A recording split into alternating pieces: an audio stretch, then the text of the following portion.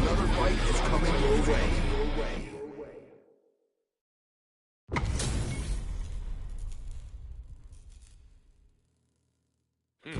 Interesting.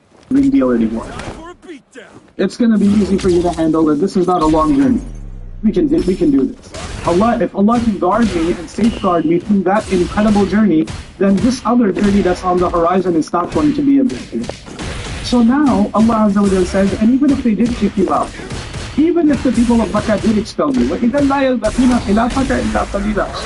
if they did get you out, they're not going to stay behind you and stay in power for much longer.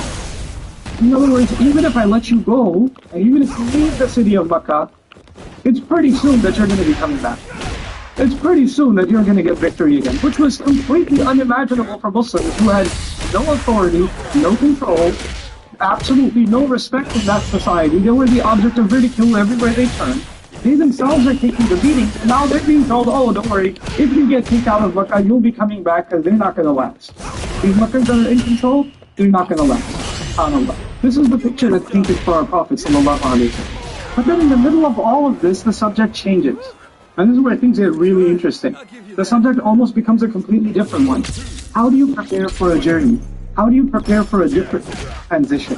This is the most difficult, one of the most difficult moments in the Prophet's life, sallallahu alaihi wasallam. Despite the counsel that Allah has given him, our messenger had a lot of love for the Kaaba. He had a lot of love for the Kaaba because it was built by his father Ibrahim. And he recognized it. But his affinity to that house was much stronger than, for anybody to leave their home and leave their homeland. And the place of their birth is difficult. For our Prophet, there were the reasons of lineage, were also spiritual reasons for him not to want to be. And so even before, a lot of people don't know this, but even before we were commanded to pray in the direction of the Kaaba, the Muslims were actually instructed to pray in the direction of Jerusalem. We were supposed to pray towards Al-Masjid Al-Aqsa. So what the Prophet used to do while he resided in Makkah is he used to, because you can go any way, any direction you want around the Kaaba, so he used to align himself in a way, so he's praying with the Kaaba in front of him, and Jerusalem is lined up. So he would be able to do that. So he'd be able to show respect to the house that his father Abraham built, and also, to also be able to abide by the regulations of prayer that still haven't changed. We still pray in the direction of Jerusalem. Which, by the way, also teaches you and me the importance of the Prophet going to that masjid, because that was the original Qibla. So he's actually going, you could say in a sense it's an Umrah that was assigned by Allah for him to do, because that's the original Qibla. Before this one, at least in the seerah of the Prophet. Now the Prophet's going to migrate to Medina.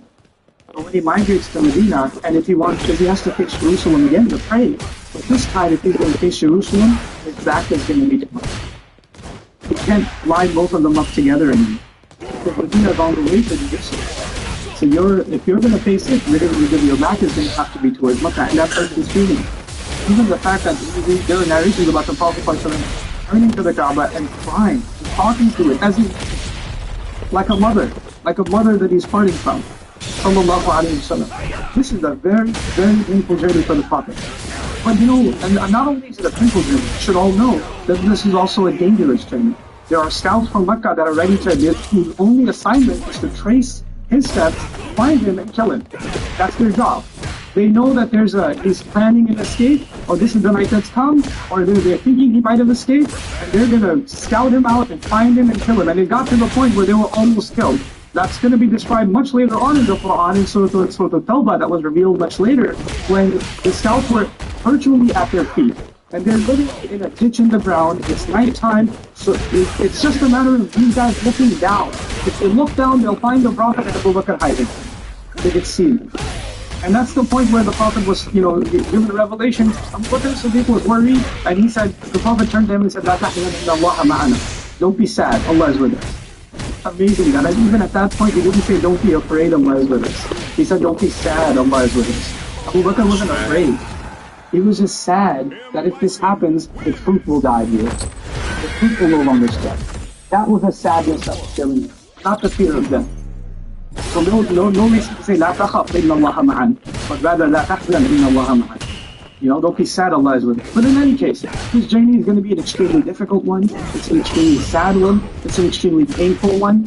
And in considering all of that, now Allah is going to give the Prophet ﷺ the proper provision. How are you supposed to prepare for this journey?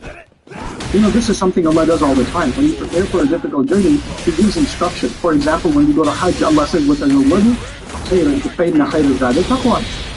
When you're going to go to Hajj, which is a tough journey, Allah says, make sure you take precautions. Make sure you pack properly. Make sure you have your passport in order. Make sure you have enough savings. Make sure you take a safe road. Make sure you don't talk to strangers. All of that captured in fact as a wadu. And the best of all provisions you can have is your consciousness of Allah and caution when you travel. Be careful when you travel. This is what Allah said when you travel.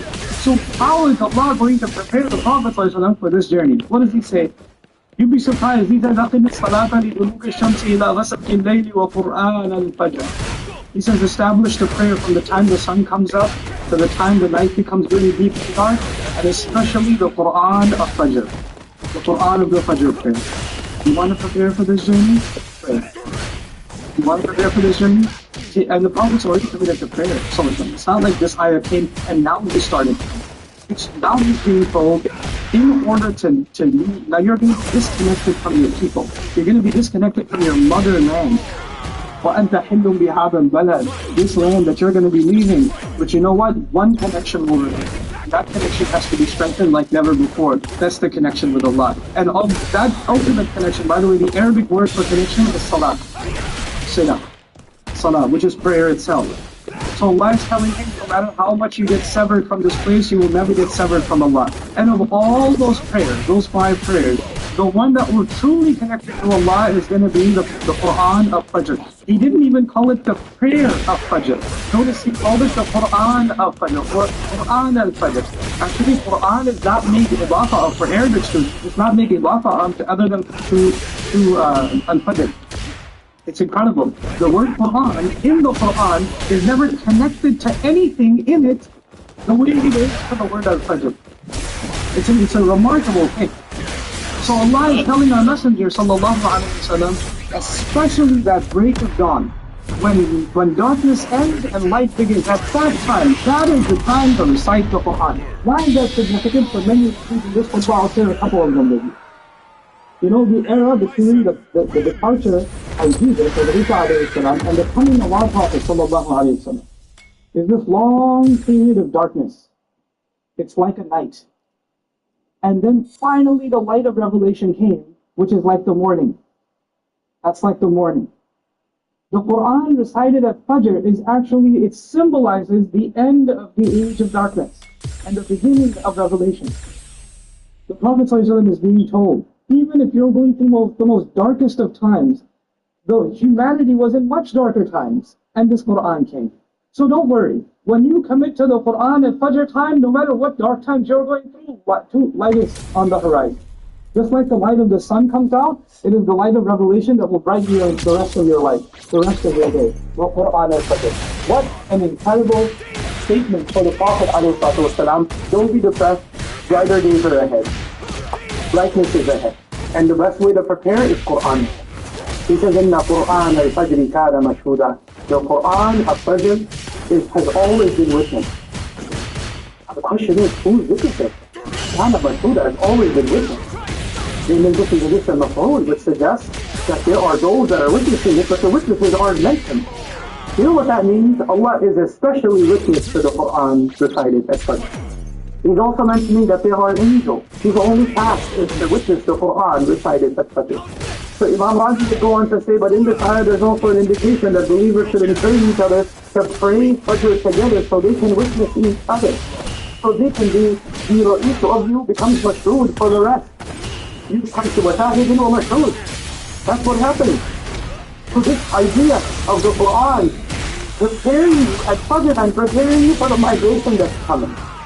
And then he says, for the Prophet himself particularly, sallallahu alayhi wa sallam, وَمِنَ اللَّيْلِ فَتَعَجَّدْ بِهِ نَافِلَةً لَكَ. And in the middle of the night, some part of the night, make sure that you particularly need tahajjud, additional night prayers. Additional for you, not their tamlak, telling the Prophet. Why? Because when his followers would hear that, they might think that this is mandatory on them. So Allah made it clear immediately. No, nafilatan lak, it's additional for you. An extra thing for you, not for them. I've given you an extra hat. So some would even extrapolate from this that the night prayer, the additional prayer after Isha and before Fajr, is actually mandatory for the Prophet. An additional responsibility on him, not on us. We're encouraged to do so, but he's obligated to do so. Why? And Allah tells us why. He says, عَسَىٰ أَن يَبْعَثَكَ رَبُّكَ مَقَامًا مَحْمُودًا.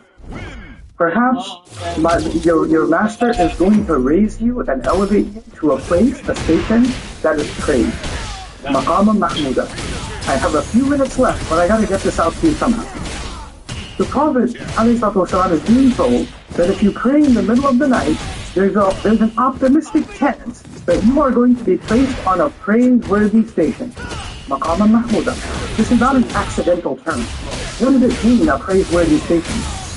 Itself would describe as Maqam al-Mahmud, the place that is praised. It is a reference to something that will happen on the Day of Judgment. On the Day of Judgment, all humanity will be gathered. يَوْمَ نَدْعُ كُلَّ أُنَاسٍ بِإِمَامِهِمْ. No accident, that ayah is also in this surah. When we call all people by their leaders. And this ummah, these Muslims, are going to be called by their leader, the Prophet ﷺ.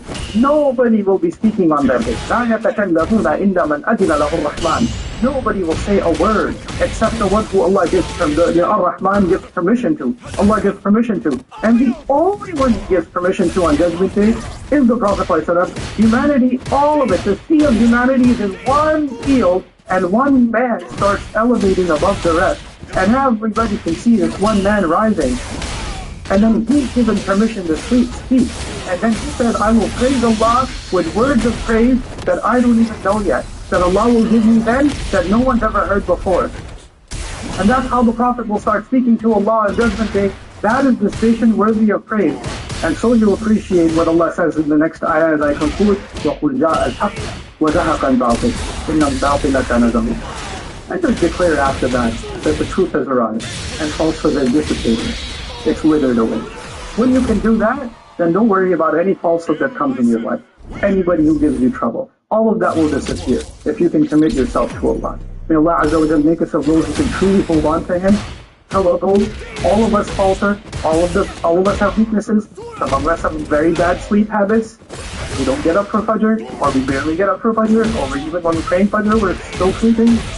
That happens too, you know.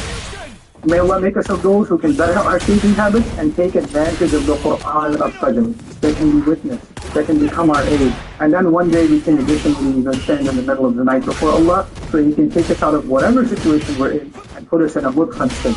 He can put us in a place that is good for us, that's true for us, and it strengthens our own truthfulness. Barakallahu li wa lakum fil Qur'an al-Hakim wa nafa'ani wa iyyakum bil ayat wa dhikr al-Hakim. I hope you guys enjoyed that video clip.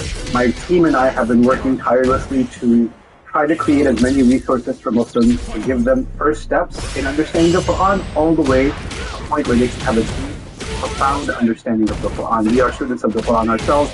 We want you to be students of the Quran alongside us. Join us for this journey on BayyinahTV.com, where thousands of hours of work have already been put in. And don't be intimidated step by step by step. You can make learning the Quran a part of your lifestyle. There's lots of stuff available on YouTube, but it's all over the place. If you wanted to organize... My husband had no idea how we went from paying $156 a month to $29 a month for car insurance. I've been handling our finances for years now, and this was our best budgeting move I've made for us. If you don't know about auto insurance, it's a site. I left the link down below for you. You go and... We are going to be under the eye of Allah. Allah is going to be watching. And He is going to... And how will you find this truth? When will Allah give a new way for you? How will Allah make a new, opening for you? How the secret is given in the surah, isn't it? سَبِّحْ بِحَمْدِ رَبِّكَ حِينَ تَقُومُ.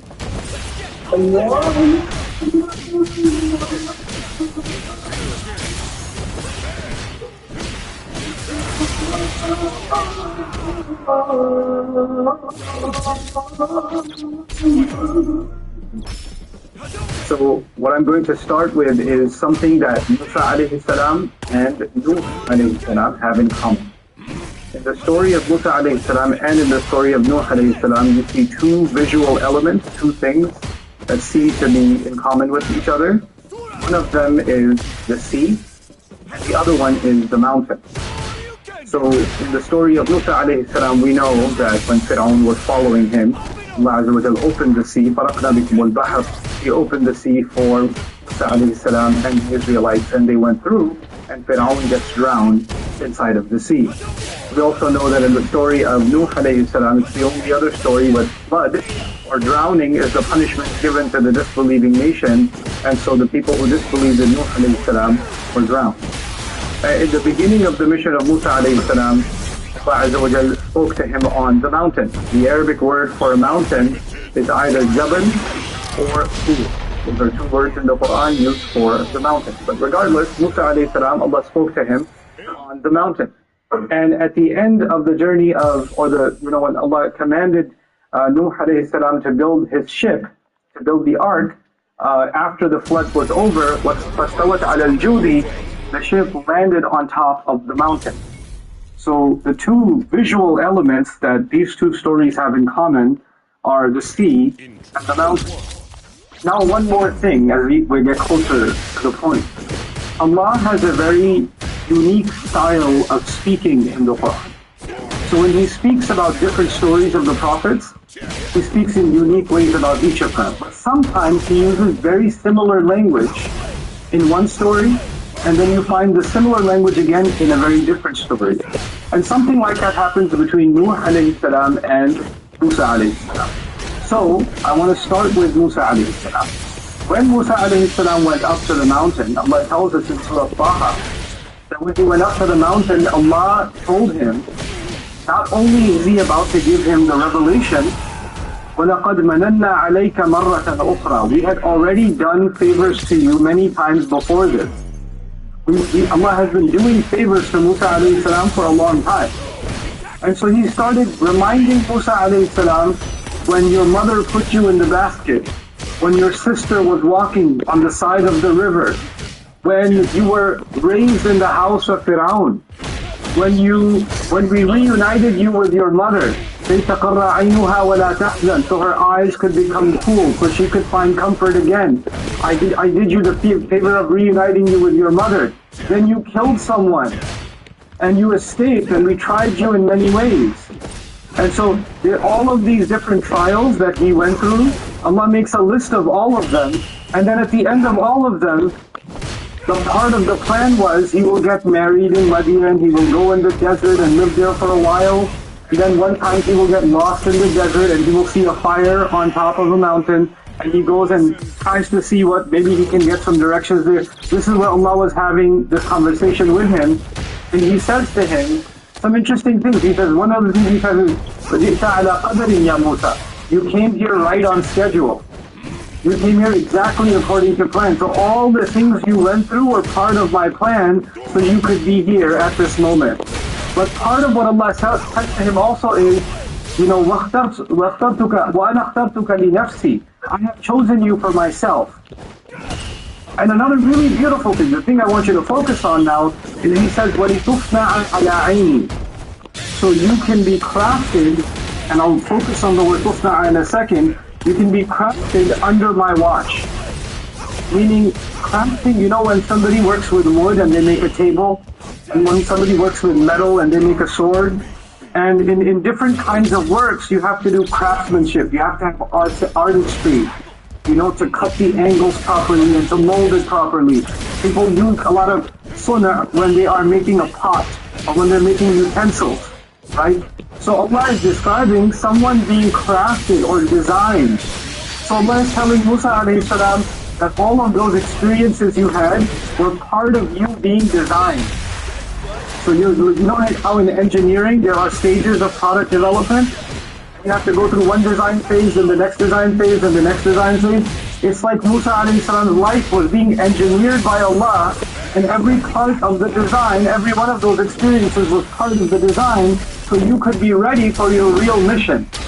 And then this is a really beautiful lesson that the experiences that we go through, they are part of Allah's design to help engineer us. We are like the human beings are like a baby is like raw material.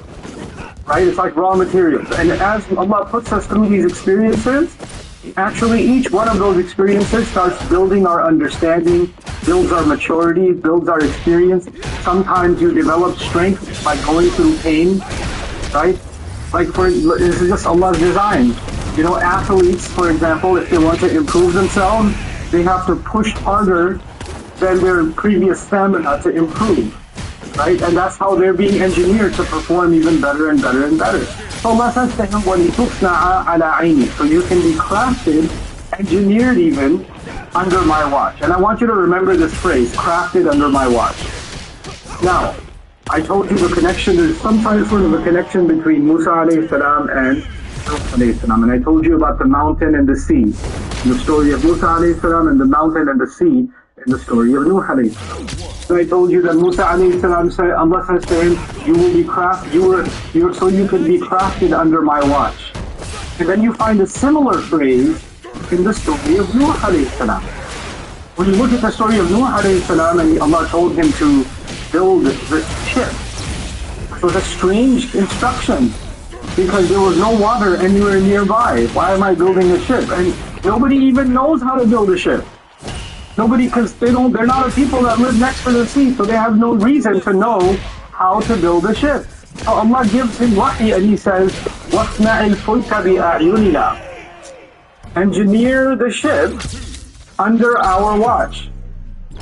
Musa alayhi salam was told, I engineered you under my watch. And Nuh alayhi salam is being told, engineer this ship under my watch. And so this phrase is similar between these two stories also. Now, let's focus on Nuh alayhi salam for a couple of moments. When he was being told to engineer this ship, and everyone around him, they already called him crazy. They already insulted him for many generations. In fact, some of the things we learn in the Quran, the hints that we get, is that people used to disbelieve in Nuh alayhi salam, and then they would get married. Young men disbelieved in him, young men and women. They got married, they have children. They bring their children and say, don't listen to this crazy old man. And then those children get older, they get married, they have children, they bring their children and say, my dad told me don't listen to this crazy old man. So generations and generations used to insult Nuh alayhi salam. But now, after 950 years, Allah is telling him, build a ship. And they're looking at him building a ship, and this is told you he's crazy. This is the craziest thing he's ever done. Right? So, one of the big allegations against Nuh alayhi salam is that he is insane. By the way, that same accusation was made against Musa alayhi salam also. He was called insane also. But anyway, so he's building this ark, this ship, under the watch of Allah. But while he is building it, the more he builds it, the more people make fun of him. Every day he's working on it. You cannot build the ship in one day. You cannot engineer it in one day. You're working on it. And Allah it's almost as if, when you design something, especially construction project, engineering project, and we know it's big enough that it's going to fit human beings, it's also going to fit animals. So it's a very large construction project, right? So you have to have blueprints. You have to have a schematic. So you can put the right pieces in the right place, and you have to have structural engineering even. All of this has to be taken care of. Allah says, وَحَمَلْنَاهُ عَلَى ذَاتِ أَلْوَاحٍ وَدُسُورٍ. In another place He says, we boarded him onto something made up of boards of wood, planks of wood, and nails. It's as if every board of wood and every nail was designed by Allah, put this here, put this here, put this here. So everybody else is calling him crazy, but he's working according to the design Allah has revealed to him. And he's designing this ship. Now, why did I mention both of these things to you? Now I slowly work towards the point that I wanted to share with you in this khutbah. The really beautiful surah in the Quran that I came here to not only study but share some lessons from with a group of our students, Surah Al-Tur. Surah Al-Tur is surah number 52 in the Quran. And I'd like you to go after the khutbah if you can, read Surah Al-Tur on your own. In the beginning of Surah Al-Tur, Allah takes a number of oaths. He swears by a number of things. The first thing He swears by is the mountain. And the last thing He swears by is the sea. والطور وكتاب مسطور في رق منشور والبيت المعمور والبحر المسجور. Actually, والسقف المرفوع والبحر المسجور. So the first thing was the mountain, and the last thing was the sea. And it's very subtle and delicate that at the end of this surah, Allah talks to His Prophet, sallallahu alayhi wa sallam. Allah talked to Muhammad Rasulullah, sallallahu alayhi wa sallam. And He said to him, وَاصْبِرْ لِحُكْمِ رَبِّكَ فَإِنَّكَ بِأَعْيُنِنَا.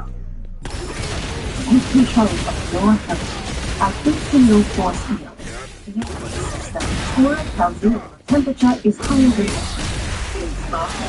stronger, healthier.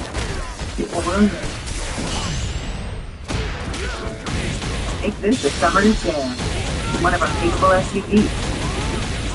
Visit your local Kia dealer. Get 0.9% APR after 48 months on the purchases. Keep moving forward with patience. Stay strong on your mission. Because you are commanded by your Rabb, because of the hukum of your Rabb, keep working forward, because you are definitely under our eyes. The same phrase that I told you was used in the story of Musa alayhi salam, the same phrase that was used in the story of Nuh alayhi salam, is a similar phrase that now Allah is using for Muhammadur Rasulullah sallallahu alayhi wa sallam, and He's using it as Surah Al-Tur, in the beginning of which He made a hint towards the mountain and He made a hint towards the sea. So, but what does it mean for our Prophet alayhi salatu wasalam? It actually is kind of a combination of both of those stories and then even more. In the sense that Rasulullah sallallahu alayhi wa sallam is going to go through many, many experiences while he is in Makkah. And every one of those experiences is part of what Allah wants him to go through, not just for him, but actually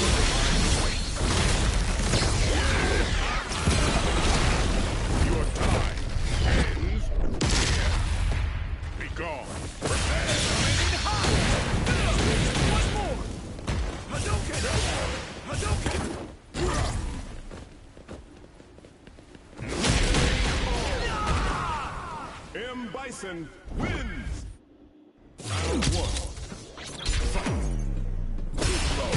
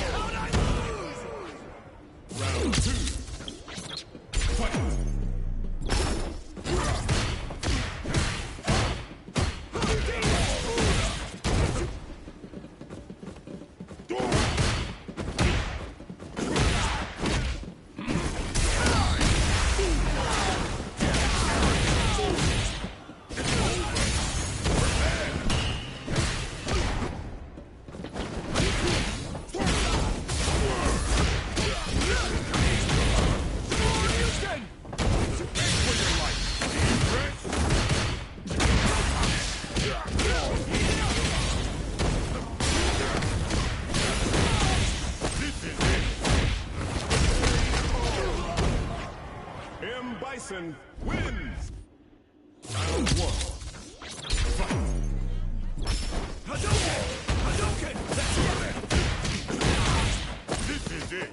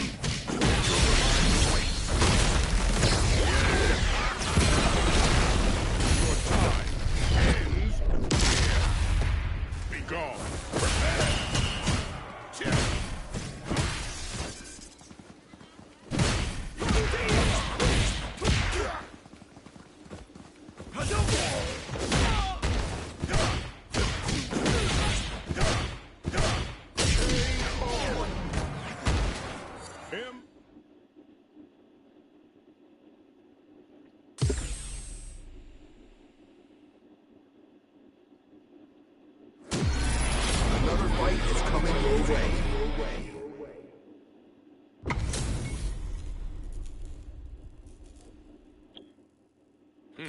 Interesting. Simple and clean.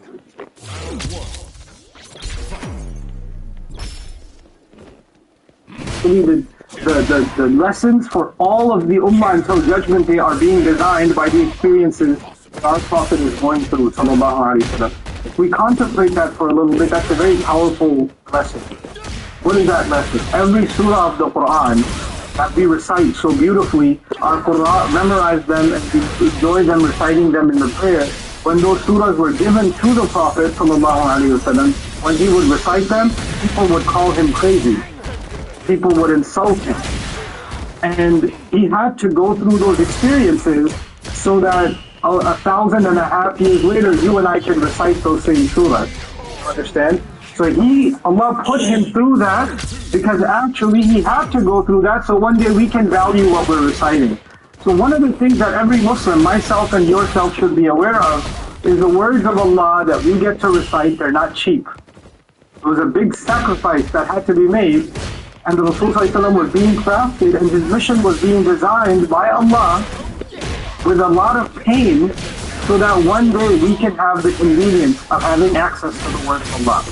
Because it did not come to us in an easy way. It came to us through the sacrifices of our Messenger sallallahu alaihi wasallam that believed in him.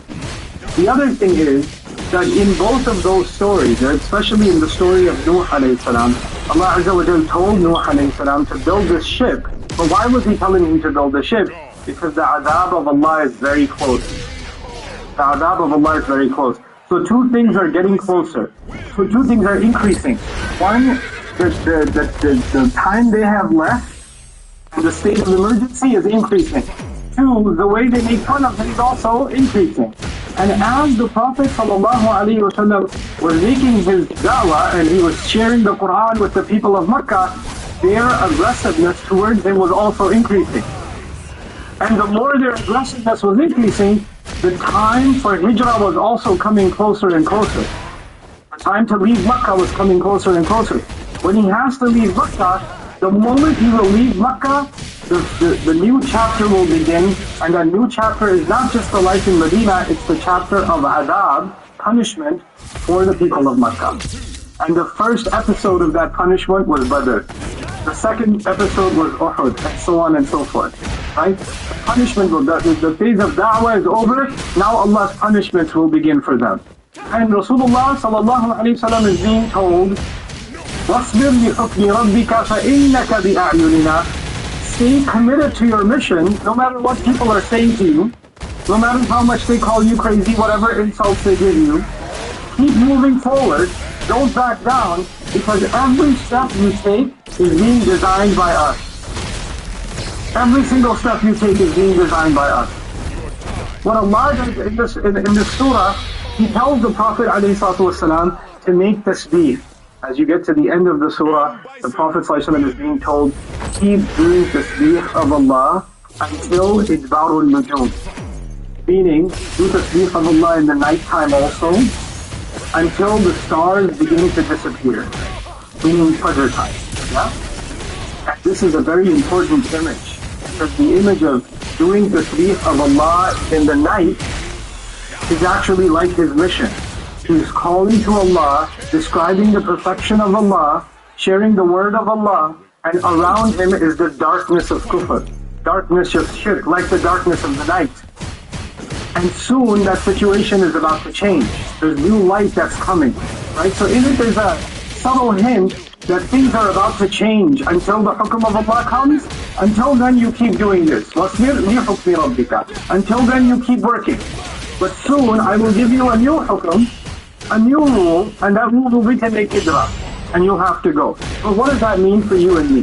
When you follow the command of Allah, when you stand by the truth, when you stand by what is just, when you don't allow corruption to happen under your watch, when you call it out, whenever you do that, it requires sabr. Because whenever you say the truth, somebody gets angry. Then people get offended. You're afraid to get attacked when you do the right thing. And you've gotta keep doing the right thing until it becomes impossible to do the right thing. Until the very moment it becomes impossible. And when it becomes impossible, Allah will open a new door. The idea is you and I cannot just say we stand up for justice without going through pain. You have to go through pain. Allah loved His Prophet ﷺ so much, and He allowed him to go through a lot of pain. And that's an important lesson. Sabr means you have to go through pain. And when we are ready to go through that pain, then like Nuh alayhi salam, like Musa alayhi salam, and finally like even Rasulullah sallallahu alayhi salam, we are going to be under the eye of Allah. Allah is going to be watching. And He's going to, and how will you find this? When will Allah give a new way for you? How will Allah make a new, opening for you? Well, the secret is given in the surah, isn't it? سَبِّحْ بِحَمْدِ رَبِّكَ حِينَ تَقُومُ وَمِنَ اللَّيْلِ فَسَبِّحْهُ.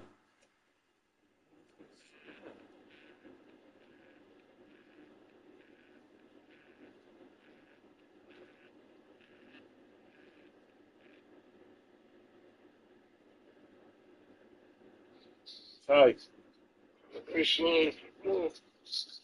Yeah. What you doing, man? On the game? Oh, you're in the game. I don't know what I'm going What's up? I want to see if you could drop me on East Orange real quick. Hey, he's dark. Yeah. I'm just going down the hill or something. Shit. I'm going to see the day first, then I'm going to go down. Somebody said they're going to give me some money to place, and I'm going to see if I can run it up real quick. You ready now? Yeah.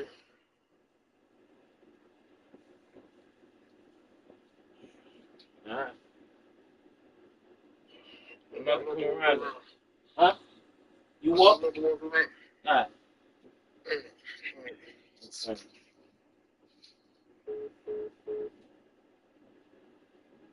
Tasbih of Allah every time you get up. I hope you guys enjoyed that video clip. My team and I have been working tirelessly to try to create as many resources for Muslims to give them first steps in understanding the Quran all the way to the point where they can have a deep, profound understanding of the Quran. We are students of the Quran ourselves, and we want you to be students of the Quran alongside us. Join us for this journey on BayyinatTV.com, where thousands of hours of work have already been put in. Don't be intimidated, step by step by step, so you can make learning the Quran a part of your lifestyle. There's lots of stuff available on YouTube, but it's all over the place. If you want an organized approach to studying the Quran beginning to end for yourself, your kids, your family, and even among kids, that would be the way to go. Sign up for BayyinatTV.com. Round 2. Fight.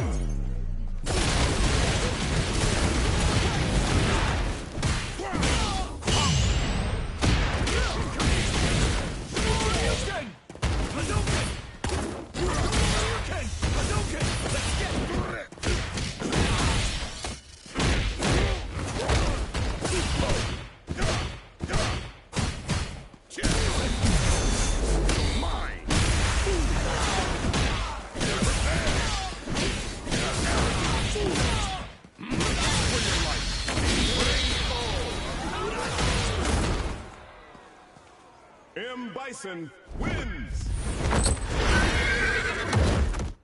Round 1. Fight!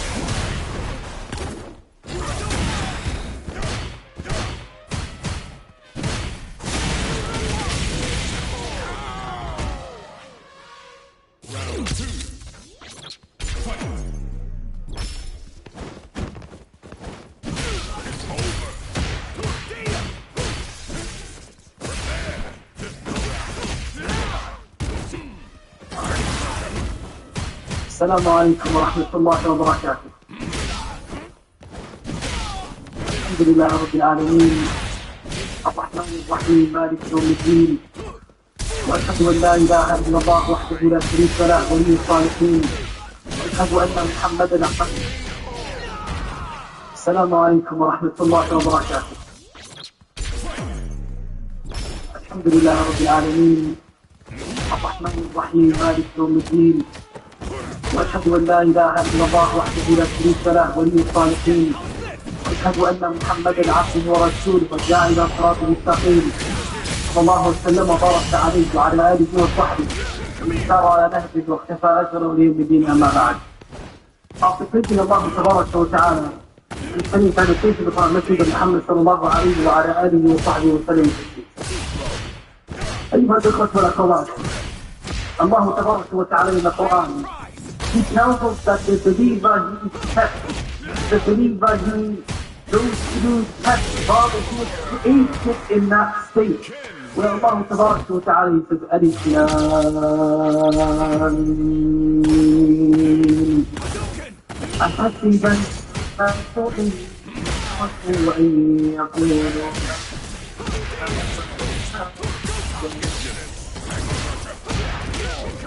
ولقد فتنا الذين من قبلهم فليعلمن الله الذين صدقوا وليعلمن الكاذبين.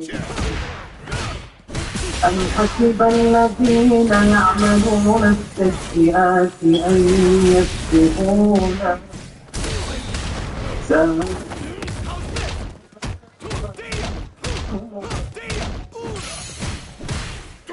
بل كان يرجو لقاء الله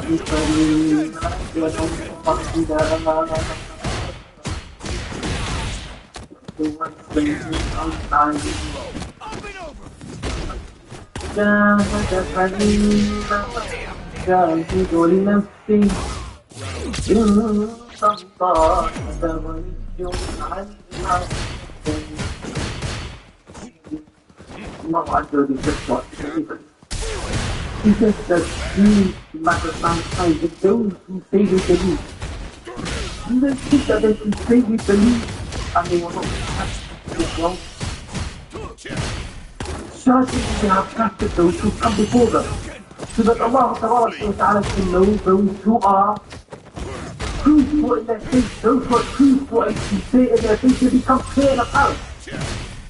And those who are not truthful, they also become clear and apparent. Allah Ta'ala is telling us that it is inevitable that you are going to be tested perhaps extremely severely, and that will base your faith, the level of faith that you have. Assalamu alaikum wa rahmatullahi wa barakatuh. Bismillah ar-Rahman ar-Rahim. Alhamdulillah Rabbil Alameen. Wa ala ashrafi al-anbiya wa imam al-mursalin. Come clear and apparent. And those who are not truthful, they also become clear and apparent. Allah Subhanahu wa Ta'ala is telling us that it is inevitable that you are going to be tested perhaps extremely severely, and that will be in your faith, the level of faith that you have. Because the Prophet ﷺ tells us, أشد الناس بلاء الأنبياء ثم الأمثال ثم الأمثال ثم الأمثال. Those who are tested the most are the prophets and messengers, and then those who follow in the faith, and those who follow in the faith, and those who follow in the faith. That is the level of faith that they have. The more iman you have, the more Allah Ta'ala tests you. This is very respectful routine. But Allah Ta'ala will never test you in a way that will cause you to give up your faith or lose your faith. That will never happen. Because it's always based on that level of faith. However, أيها الكرام, from the test that we face in this life, it is the test that surround us, that we are surrounded by, which is evil desires, shahawat. These evil desires which surround us. Ibn Qayyim rahimahullah tabarak wa ta'ala says that Shaitan, when he attacks The slaves of Allah Tabarak wa Ta'ala, He attacks them from two ways. The first is the gate of desires, evil desires. And the second, it is doubt that makes sense.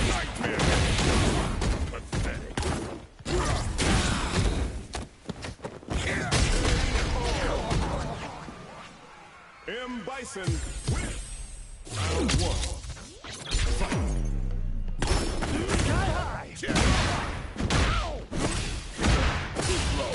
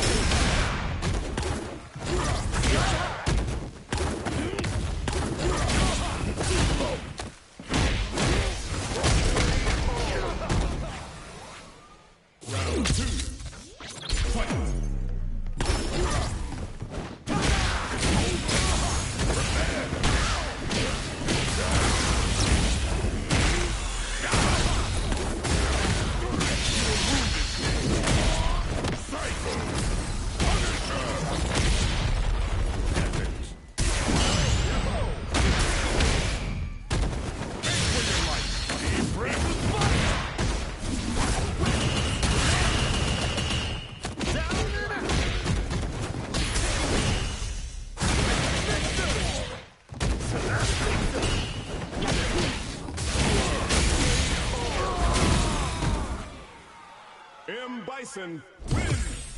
Round one. Fight.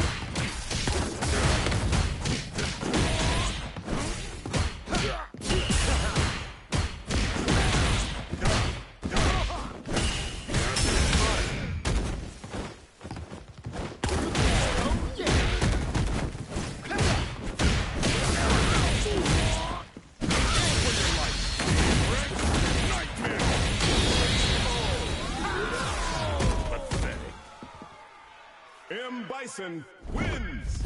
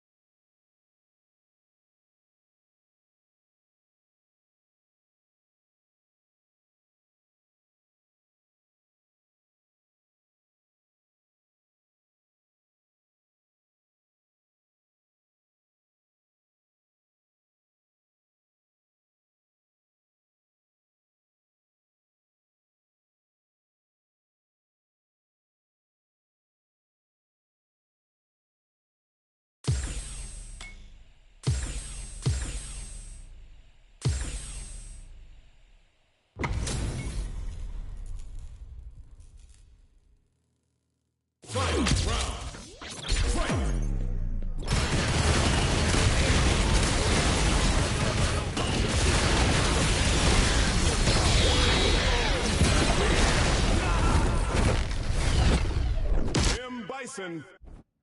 Round one. Fight.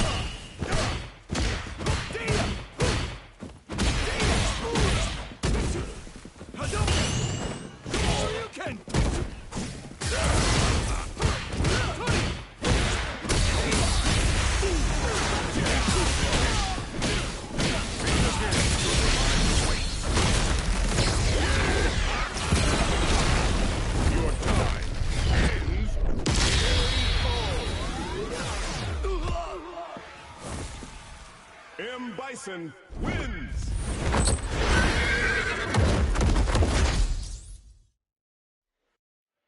Round one. Fight!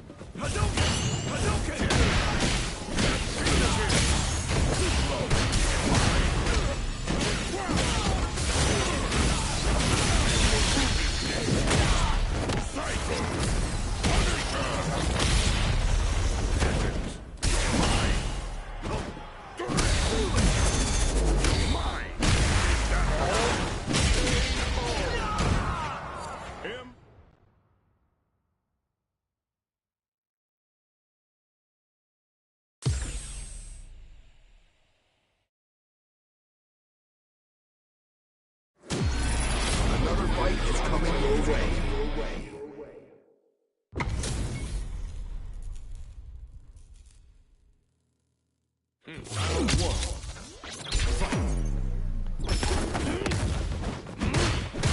Check.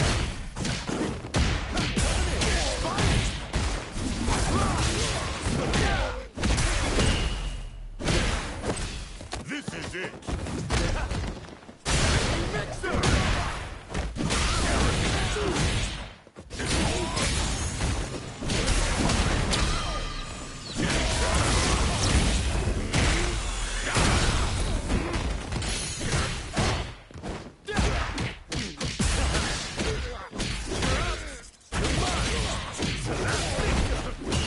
Miserable flea. Do you round two? Fight.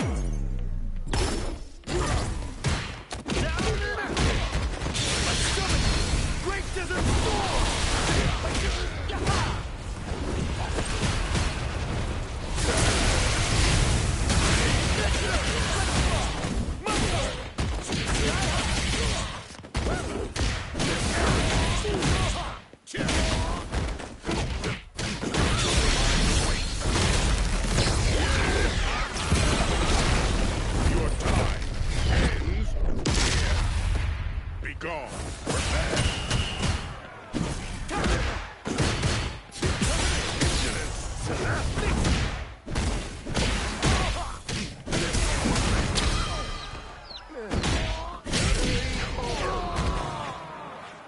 M. Bison wins. Round one. Action, if we take it seriously, it will not only change our lives, but it will change our society as a whole. That we are those who are concerned about our fellow Muslims and do what we can to help our fellow Muslims give up that which is evil. We are those who perfect our obligations to Allah Ta'ala. We are those who constantly turn back to Allah Azza wa Jalla from the sins and the disobedience they do. By doing that, Allah Ta'ala will aid us and allow us to attain our success. I ask Allah Ta'ala to forgive us. I ask Allah to guide us, and to increase us in guidance. Guide others to us. I ask Allah Ta'ala to grant us His mercy. I ask Allah Ta'ala to aid us and assist us in doing that which pleases Him.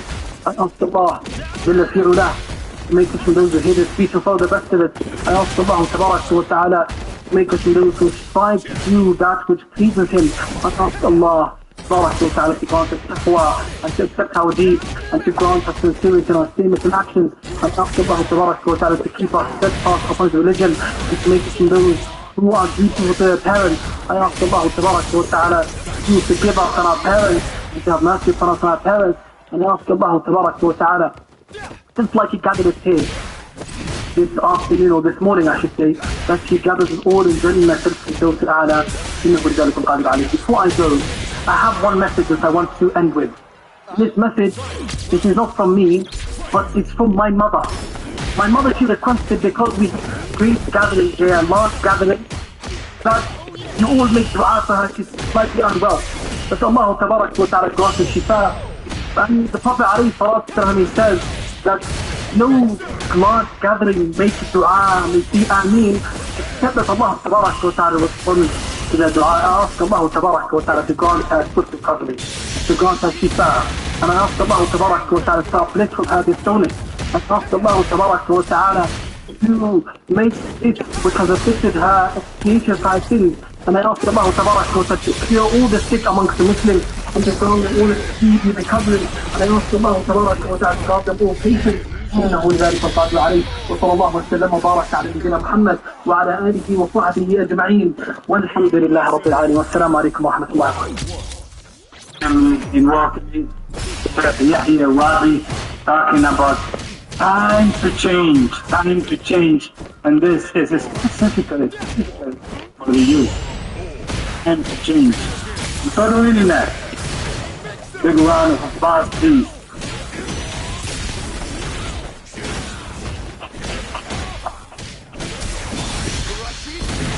السلام عليكم ورحمة الله وبركاته. أعوذ بالله من الشيطان الرجيم. بسم الله الرحمن الرحيم. Nigga booty, look at this. الأخلاء يومئذ بعضهم لبعض عدو إلا المتقين.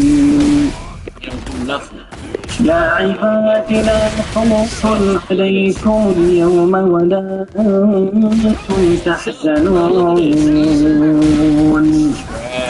الذين آمنوا بآياتنا وكانوا مسلمين ادخلوا الجنة أنتم وأزواجكم تحبرون يطاف عليهم بصحاف من ذهب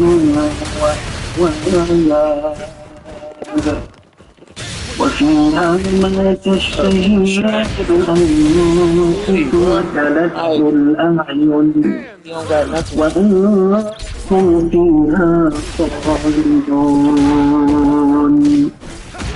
وتلك الجنة التي أورثتموها بما كنتم تعملون لكم فيها فاكهة كثيرة تأكلون إن المجرمين في عذاب جهنم خالدون لا يفتر عنها فيه مبلسون وما ظلمناهم ولكن كانوا الظالمين ونادوا يا مالك ليقض علينا ربك قال إنكم ماكثون لقد جئناكم بالحق ولكن أكثركم بالحق كارهون أم أبرموا أمرا فإنا أم يحسبون أننا نسمع سرهم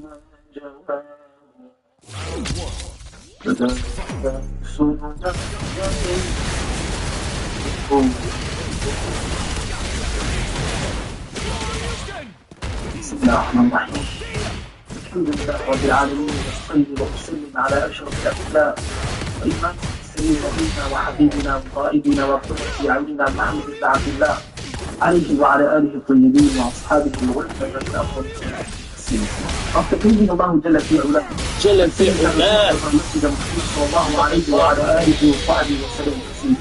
الحمد لله ثم الحمد لله that Allah جل في علاه has gathered us here this afternoon. And I ask Allah Azza wa Jalla to make this a blessed gathering. Ameen. And I ask Allah to make us from those who are fulfilled in this gathering. And I ask Allah to make us from those who hear the speech and follow the best of it. And I ask Allah Jalla fi Ula, just like He gathered us here this evening, that He gathered us this afternoon, that He gathered us here this evening, that He gathered us Ta'ala. And I ask Allah to aid and assist our brothers and sisters who are suffering. الله تبارك وتعالى to lead our brothers and sisters in esteem. الله تبارك وتعالى to calm the victory. أيها الأخوة والأخوات, I'm extremely glad to be here this afternoon. I did not anticipate that I would be in Kenya since I was there in the summer in July. I mean, subhanAllah, Allah Ta'ala decreed, it was not part of my plan to be here, but Allah Azza wa Jalla had planned it, and I'm extremely honored to be in front of every single one of you this afternoon, standing in front of you. And what extremely humbles me, it is that I am speaking in this conference, and I'm not deserving to speak in this conference, be participating with our great ulama and mashayikh. Dr. Sheikh Muhammad Idris was here in front of me, and he should be the one speaking, not me. He should be the one illustrating, he should not be listening to me. But it's from the humility of our great scholars that we grant opportunities to insignificant like myself. And you have Kiram. Allah Tabaraka wa Ta'ala in the Quran, He calls us constantly with the call of faith. And Allah Tabaraka wa Ta'ala reminds us of our duty that we must fulfill in this world in order to attain success, to be successful in this life and the next life. But there's an extremely important element that we must fulfill, we must live by in order to be successful in this world and the next life. It's an act that an individual, a believer, can never ever abandon. Rather, it should be a daily part of your life.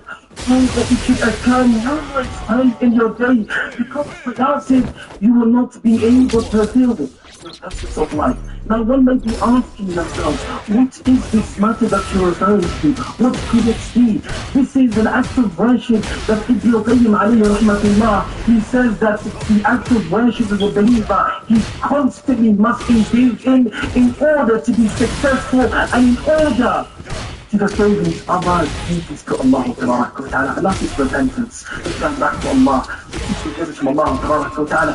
To make that brave, courageous decision that I am going to make change for Allah, to please Allah, seeking the pleasure of Allah and the love of Allah Subhanahu wa Ta'ala.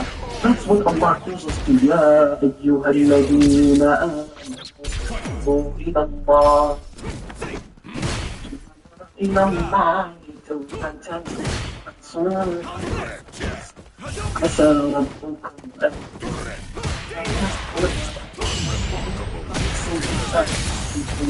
وكلكم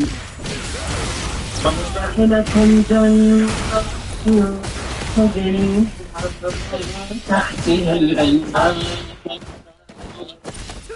يوم لا يخزي المنكر يرتهينا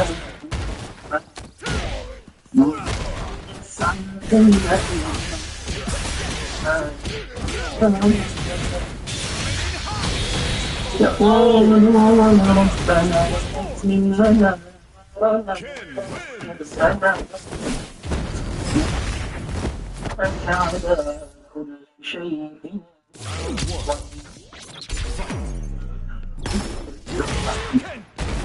sign of your faith that you do exactly what you are instructed to do after this call.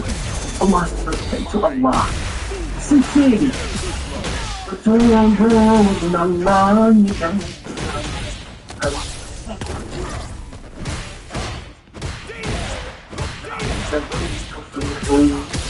Allah collectively. Sinners, Allah says, don't believe it. It's a sign of iman that you repent to Allah constantly, so that you can be successful in this life and the next life. Allah Ta'ala is telling us that we must be those, regardless of what we engage in, regardless of what we do, we are sinful slaves. The Prophet ﷺ, he said, if you do not commit sins, Allah Ta'ala would visit you. I mean, what would happen? Different people sin, disobey Allah. But what is what makes you special?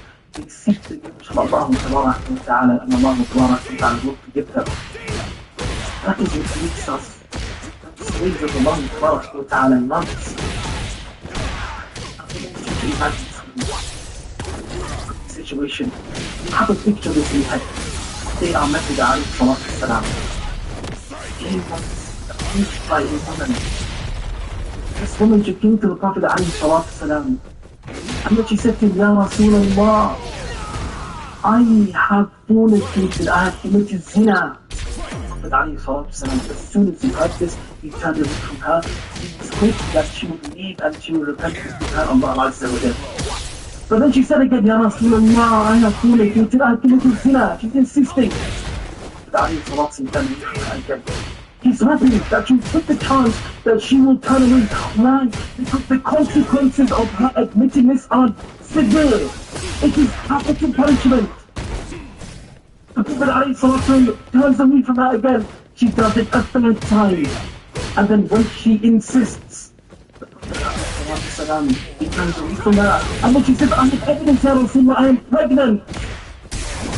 He said to her, ﷺ,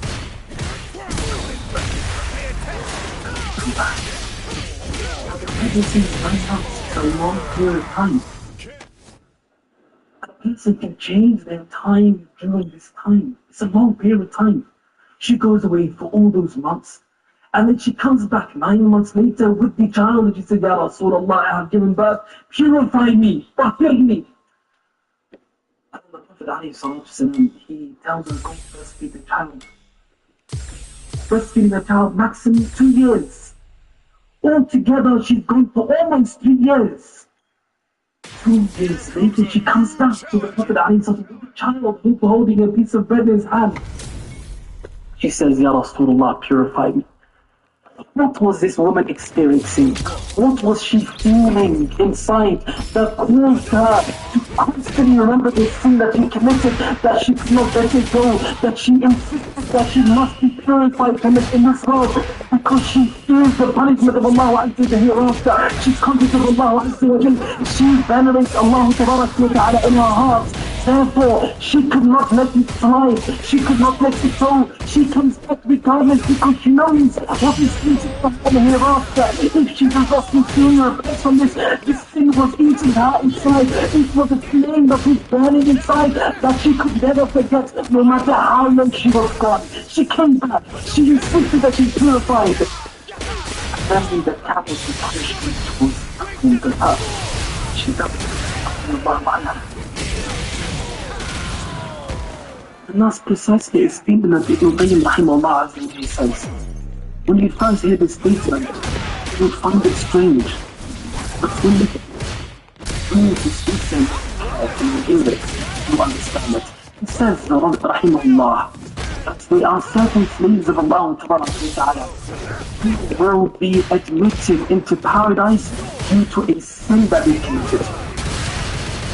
What do you mean? Due to a sin that they committed, they enter Jannah?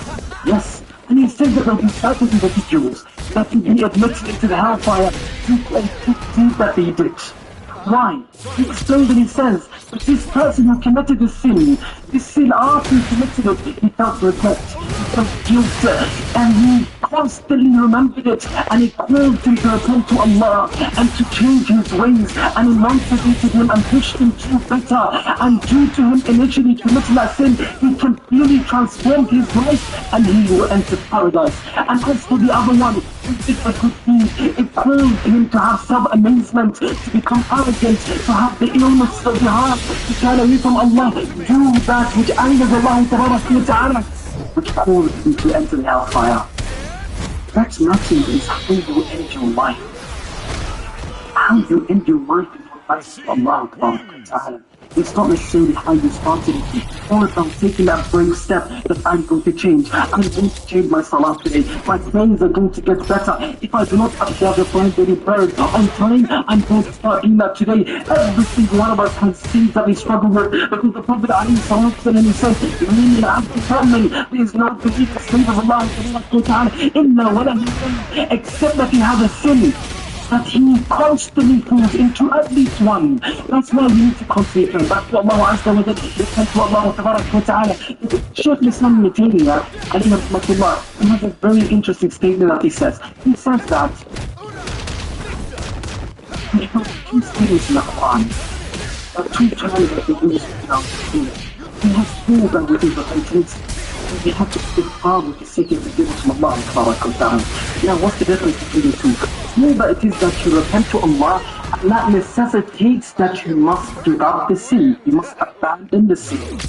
As for istighfar, seeking forgiveness, it doesn't necessarily mean that you have abandoned the sin. Now, one may ask, istighfar, is it useless if I'm not abandoning the sin? Ibn Taymiyyah gives you the answer and he says to you, no, it's not useless, because istighfar, having that daily istighfar, constantly seeking forgiveness from Allah Subhanahu wa Ta'ala, it is what's ultimately going to give you the hope that you repent to Allah and abandon it sin altogether and rectify your life. Rather, it will help you do the righteous deeds that please Allah Subhanahu wa Ta'ala. What is the evidence for that, Ibn Taymiyyah? Did he just make that up? Of course he didn't. Allah Azza wa Jalla said that in the Quran. Allah Ta'ala was about the people of Hud alayhi salam. What were they known for? What were they known for? Anyone knows? No answers. Are you struggling to understand my English? Huh? You don't know there? I like engagement. I don't like to talk to a brick wall. Huh? You know what the people I went in for? Any answers? No answers. I'll shut. Do you want me to tell you? You have an answer there, huh? What's your answer? You have to shout because I won't be able to hear you from here. Huh? You will not answer this. When the people will become extremely arrogant due to a physical strength. They said, من أشد منا قوة بتستجيب الله تبارك وتعالى. They said, who's stronger than us? And look at this. Noor عليه السلام. He said to the people who are known for this by strength. Bismillah.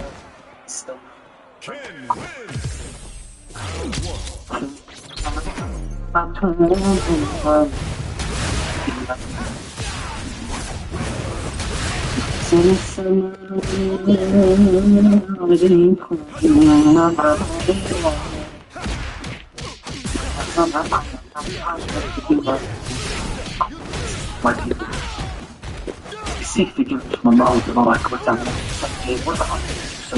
Allah تبارك وتعالى will contribute this human strength with the strength that you possess. Allah تبارك وتعالى that استغفار physical and spiritual strength. Allah تبارك وتعالى wants you the ability to do that which pleases him, to do more ta'ah, obedience. Allah تبارك وتعالى will make that istighfar means for you to give up the things that you struggle with. If you struggle to do certain things that Allah Azza wa Jalla applies upon you, if you feel lazy strength and you are lacking strength to do these things, then having a daily wird, a daily portion of istighfar, whether you say it hundreds of times or thousands of times a day, you will see the difference in your life. You will see the difference in your ibadah. You will see the difference in every aspect of your life. That's something that I want every single one of us to take away from this lecture.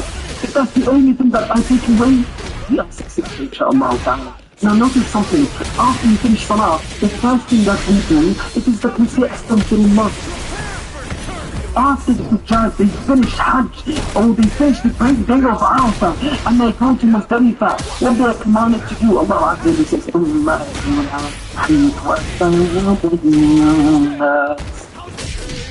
Jalla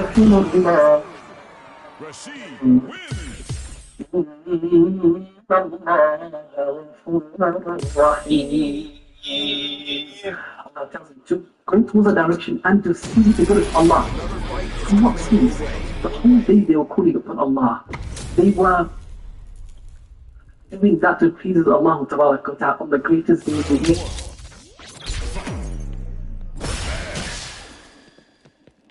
year. Yeah, cause your bison booty. Allah Ta'ala is harder than the boast when his slaves were standing at Arafat. He shows up to them with the slave with the angel. And despite all that, Allah Ta'ala instructs them to seek the goodness from Allah Azza wa Jalla after this deed. Why? Because when you do istighfar after righteous deeds, it is what allows you to carry on doing righteous deeds after it. It is what gives you the ability to carry on. And it's also you declaring your imperfection. That no matter how much I worship Allah Ta'ala, I will never do it in a perfect manner. I'm always going to have shortcomings. By seeking forgiveness from Allah Ta'ala, you'll seek the forgiveness for those shortcomings. This is a very important formula that we must implement in our lives. Because us successful lives. I don't talk I've been very short today, so I'm going to conclude one last thing. The final point that I want to end with, which is that Allah Azza wa Jalla has every single one of us. But the greatest blessing that an individual can be wanted. I'm not to give you guidance. In the Prophet ﷺ told me in the hadith, and this hadith, every time I hear it, it makes me extremely emotional, or it makes me shiver, emotion. Why? Because these things that the Prophet ﷺ is saying to us, and what he's telling us, it should have an effect on every single one of us. He said, alayhi salatu wasalam, Inna Allah, يعطي السلام من يحب لا يحب. But Allah that He calls all the matters to those that He loves, to those that He does not love. And then He said, alayhi salatu wasalam, فَإِنَّ اللَّهَ لَا يُعْطِي الدِّينَ إِلَّا مَنْ أَحْبَ. that Allah Azza wa Jalla does not put deen, Islam, Iman, guidance, hidayah, religiosity, except to remove that box. It's the fact that Allah wants to do Islam and that Allah loves you. It's the fact that Allah allowed you to know who the Lord is and worshiping Him and coming to the places that please Him is a sign that Allah loves you. It's the fact that Allah has allowed you to do all the good which Allah loves is a sign that Allah loves you. But we must be those who are grateful to Allah for that blessing. We must be those who show thankfulness to Allah for that great blessing that He granted us and others were deprived of. And how do you show that gratitude to Allah Azza wa Jalla? By doing that with Allah, love, which is worship. The more you worship Allah, the more grateful you are to Allah Azza wa Jalla. Because you are doing all of this because you love Allah Ta'ala. A lot of people, they may just ask, why do you pray salat to Allah Azza wa Jalla? Why do you pray? Why do you fast on Ramadan? Why do our sisters cover up and wear the hijab? Many people may answer and respond and say that the reason why I do this is because it's warranted, it's obligatory. That answer is correct. But there's a greater answer that you should have. You do this because of Allah. You love Allah. Which is greater than that, it's just only obligatory. I do it because Allah loves it and I want to do what Allah loves because I love Allah. When you love someone, you will do everything that they love because you love them dearly. You will sacrifice everything for them. And that's precisely what the Sahaba radiallahu anhu, that's what they experienced. Aisha radiallahu anha, she tells us that when the ayah of hijab was revealed, the women of the Ansar, as soon as they heard the command, they covered up immediately. They went Adhan and covered up like their Muslim tents. Nobody said one last thing. Nobody said, give me a few more days, I'm not ready yet. That statement which is common today, we have it where I come from in the West, that you say to certain people, you need to do 5 daily prayers for Allah Ta'ala. They say to you, respond, a Muslim says this, I'm not ready to do 5 daily prayers. I'll try 2. I'll try 1. I'm not ready. I'm not ready to wear hijab. I'm not ready to be touched with my parents. I'm not ready to kill the haram. When you say I'm not ready to do what Allah loves, I'm not ready to do what obligatory, you are basically saying that I'm ready for the hellfire. That's what you're basically saying. It's a very dangerous statement. The Sahaba instantly, immediately, they submitted to the will of Allah Ta'ala because they understood what it means to be a Muslim. What this means is known to Allah. No hesitation, no doubtings, no delay. Instantly, because that's exactly how Allah describes it. إذا انقضت الله إذا انقضت رسوله أن هذا كبير. It's not a leading method. Leading method. When Allah sees our Sallallahu Alaihi command matter, we have to trust the matter. I never obey. Sickness, instantly I obey. For the Ali Sallallahu Alaihi sickness, I instantly obey. That's what made the Sahaba be far from promise and blessing. It's an example that that is the message of that. That's the love of the last that's the love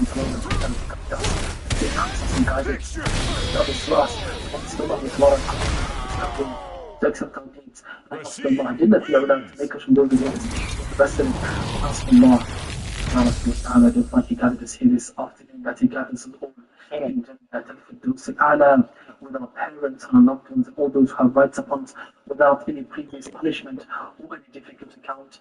إنه بالله عليه وصلى الله وسلم وبارك على نبينا محمد وعلى آله وصحبه أجمعين والحمد لله رب العالمين. جزاكم الله خير for listening so attentively.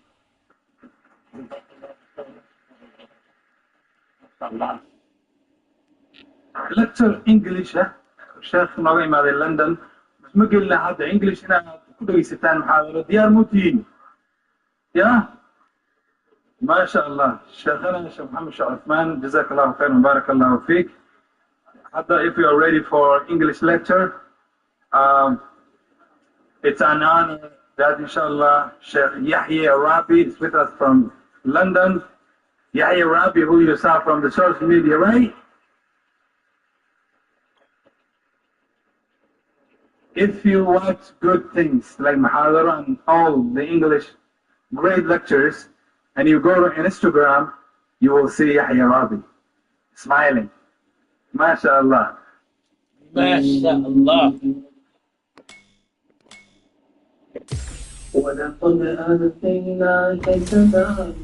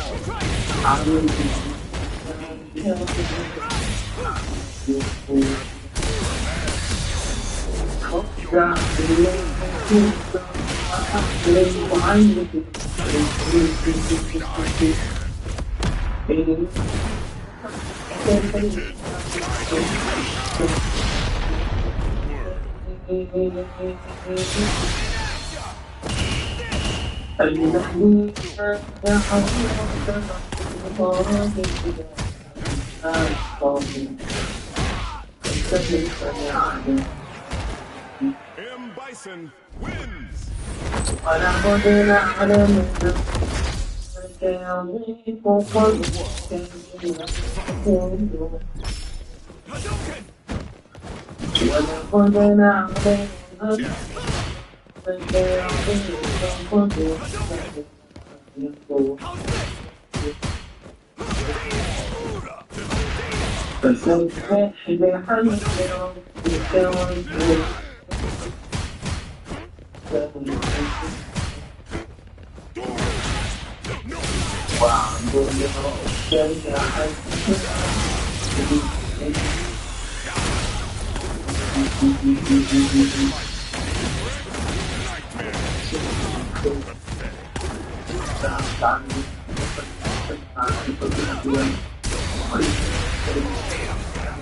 قائدنا وقوة أعيننا محمد بن عبد الله عليه وعلى آله والمسلمين هذا الكل من أفضل الصلاة والتسليم. حتى سيدنا الله في علا حتى سيدنا سيدنا محمد صلى الله عليه وعلى آله وصحبه وسلم تسليم. الحمد لله والله جل وعلا كان الخير الخطير. الحمد الله جل وعلا من الدخل. الحمد الله من الله سبحانه وتعالى جميع الحلول والسين القوي ورحمة الله جل في علاه يقال ذلك السيد العاصي جعل الزوج أعلى والأخوات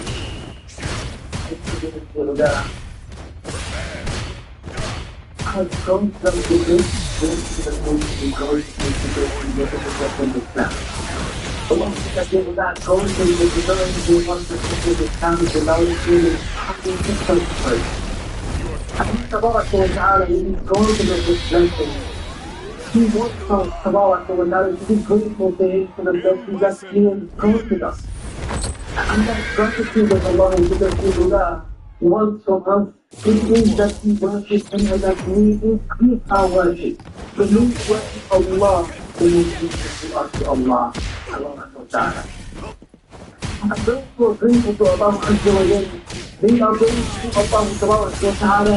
It's serious and they are grateful to Allah Azza wa Jalla. Father, according to that, every single one of us, if we were off right now, then answer with the needy things you get. If you were asked right now if you love Allah, every single one of us would answer yes, of course. But the question is, how much do you love Allah? Because we have also looked at the fact of Allah Azza wa Jal.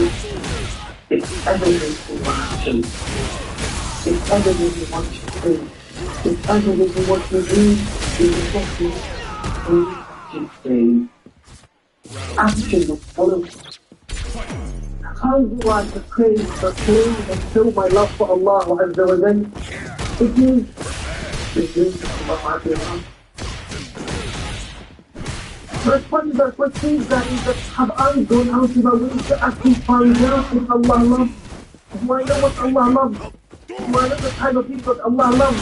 Because when I know the type of people Allah loves and the things that Allah loves, then I will go out of my way to actually think about Allah. Because the things that Allah loves, that things that you love Allah, then Allah Azza wa Jal.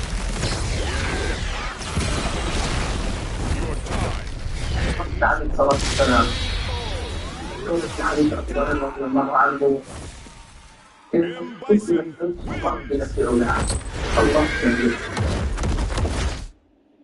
من عاد لي ولياني فقد آذنته بالحرب ومن تقرب إلي عبدي بشيء أحب إلي مما افترضته عليه ولا يزال عبدي يتقرب إلي بالنوافل حتى أحبه. Allah Azza wa Jalla said in Hadith Qudsi that the Prophet alayhi is very great. Allah says, whoever shows enmity or tries to harm an ally of mine, Allah says, I declare war against them. When Allah says, وَمَا تَقَرَّبَ إِلَيَّ عَبْدِي, my slave does not go closer to me with something more beloved to me than that which I have Abdullah upon him. What does that show? The most beloved things to Allah are the greatest duties. That what Allah applies upon you is what Allah loves most. Therefore, I need to offend the obligations of Allah and the life of if you do that, Allah loves. That's the outcome. Now, let's put this into perspective. If I truly love Allah Azza wa Jalla, I will not miss a single prayer. If I truly love Allah Ta'ala, I will respect that prayer and do it in the best manner. If I truly love Allah Ta'ala, I will be dutiful to my parents. If I truly love Allah Ta'ala, I will do all that with Allah Azza wa Jalla ways upon me without any hesitance, without any reluctance, without any delay. Because Allah loves it, I rush towards Allah because I love Allah. Your reason is because I love Allah. If you ask why do you pray, what to do, or what to answer, because it's a bitch. Your answer should be because I love Allah. The sister who's wearing hijab, who's covering up, even in the hot heat in the summer, when she asks why you do it, she responds because I love Allah. Allah loves this, so I do it. Your parents ask you to do something, and you may be busy with something else. But they requested this from you, and the nurse, the soul wants you to do the other matter. But in what you and your parents want, why? Because you love Allah. And on the road of Allah, and the bed of Allah, wa ta'ala.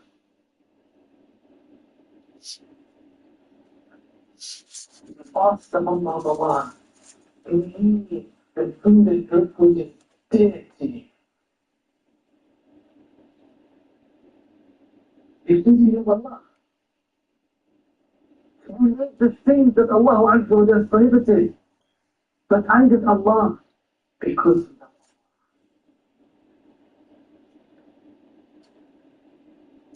eat and drink. There's something that we do every day, right? Okay. Do you go a day without eating or drinking?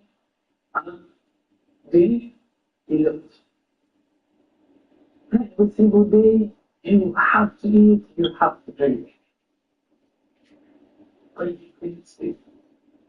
Why is it that when Ramadan comes, Ramadan is it was very long days, many hours of fasting, eating, drinking, all those hours. You are at home by yourself, and the fridge is full of food. And you're in your house by yourself, and you're fasting. Do you go to the fridge and go eat?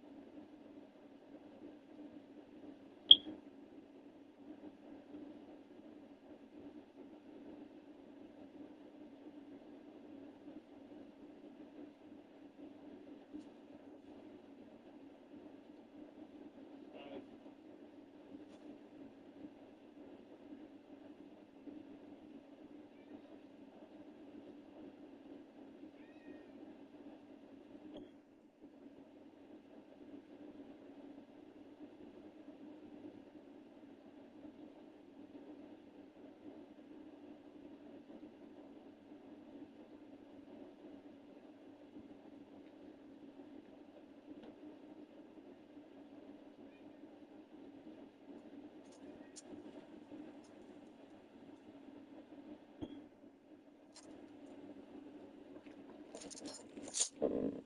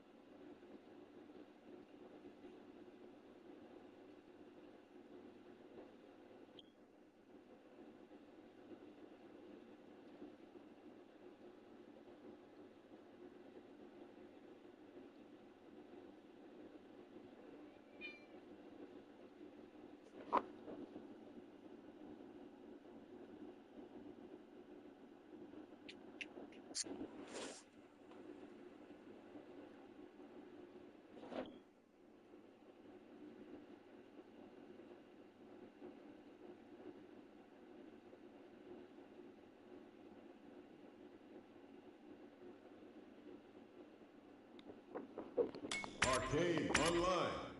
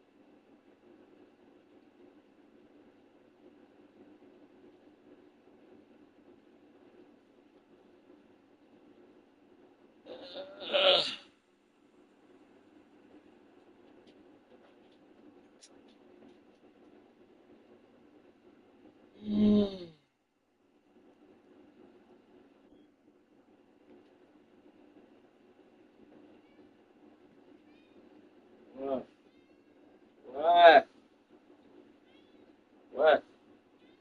What? What?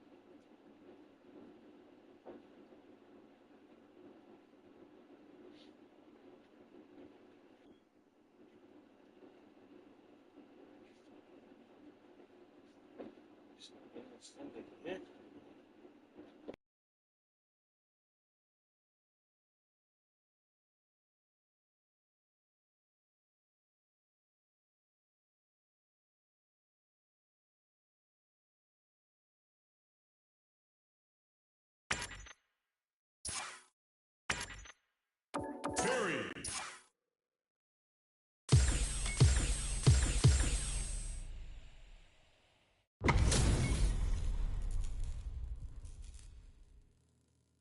Round 2. Fight.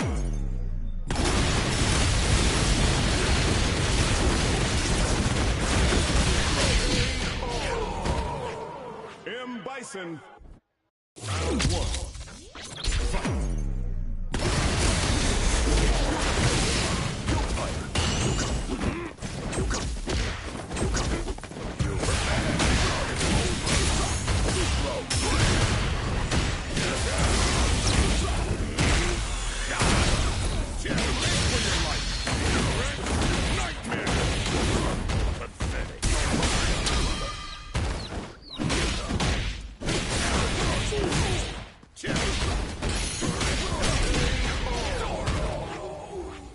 Round 2.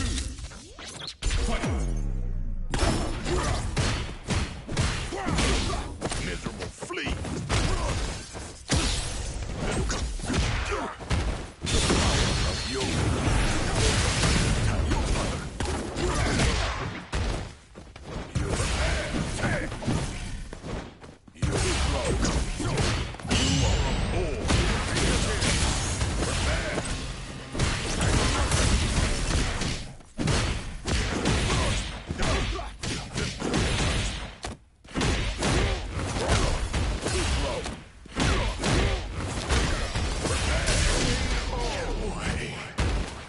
M. Bison win. Round 1. Fight.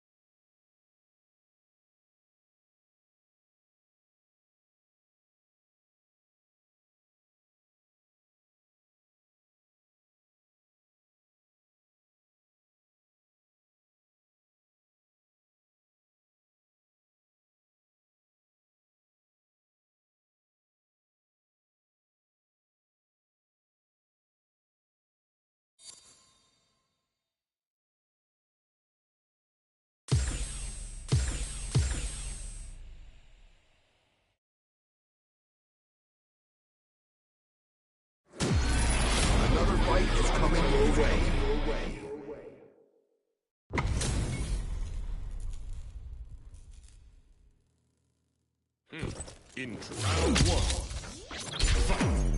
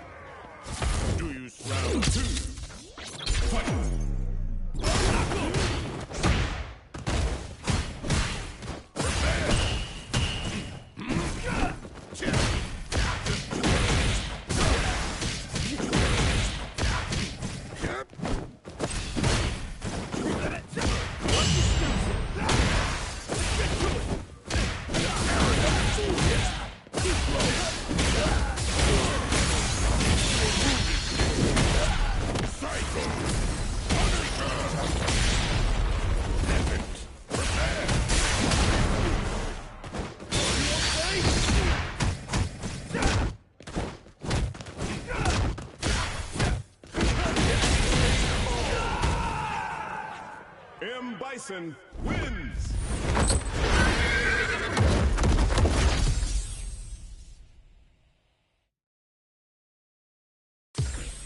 Round one. Fight!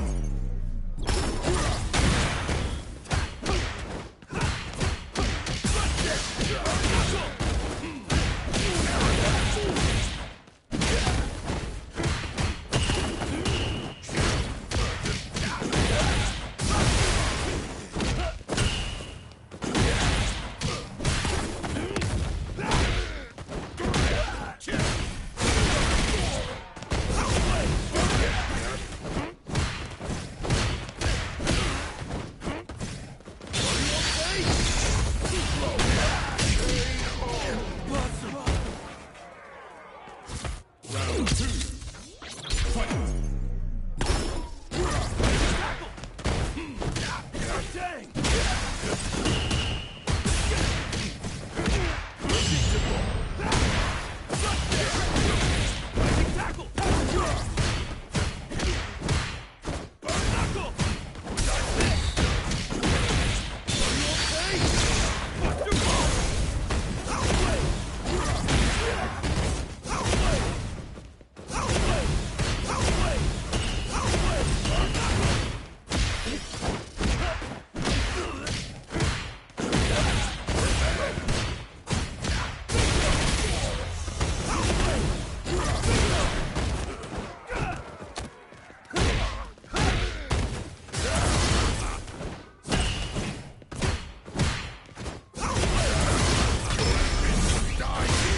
Bad idea.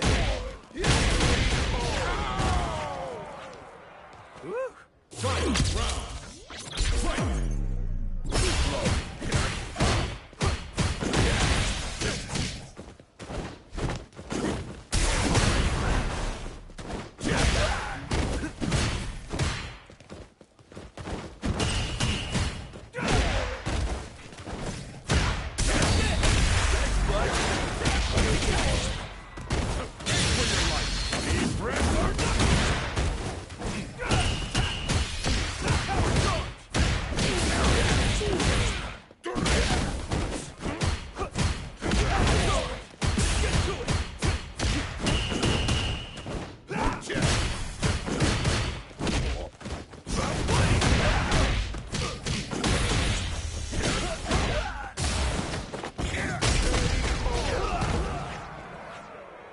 Bison wins!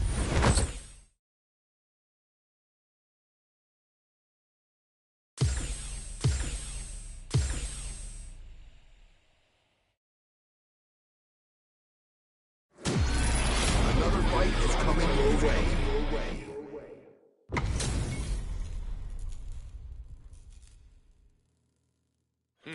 Interesting. Round one. Fight!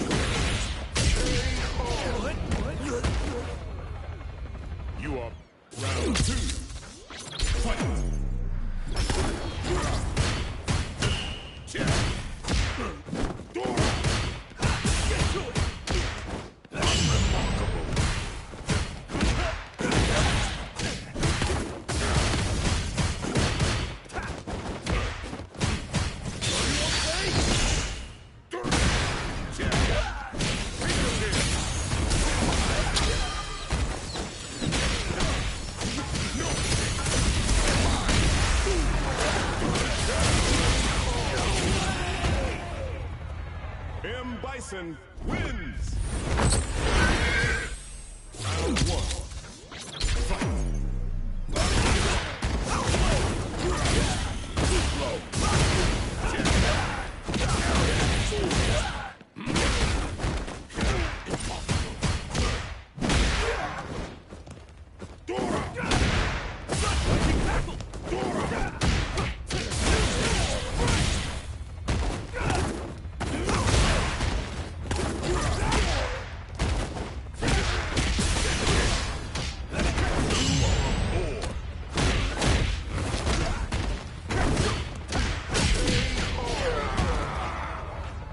All right! Round two. Fight.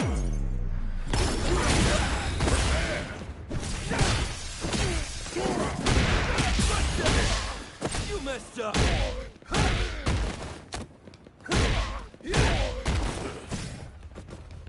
Rising tackle!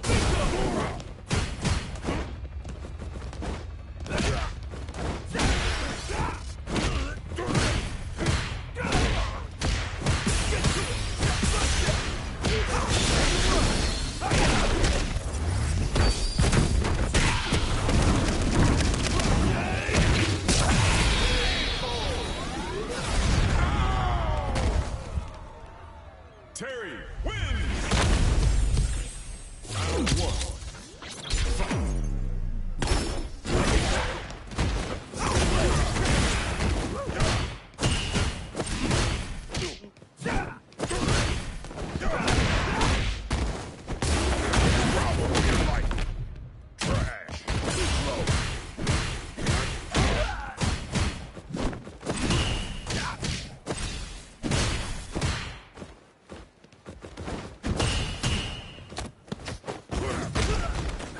This is it.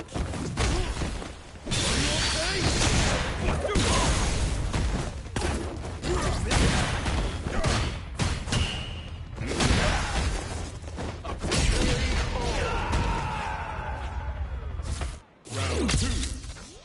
Fight.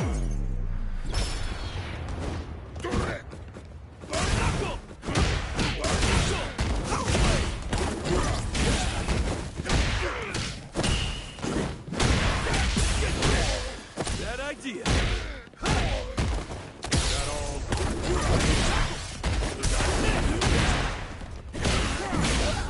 Weak.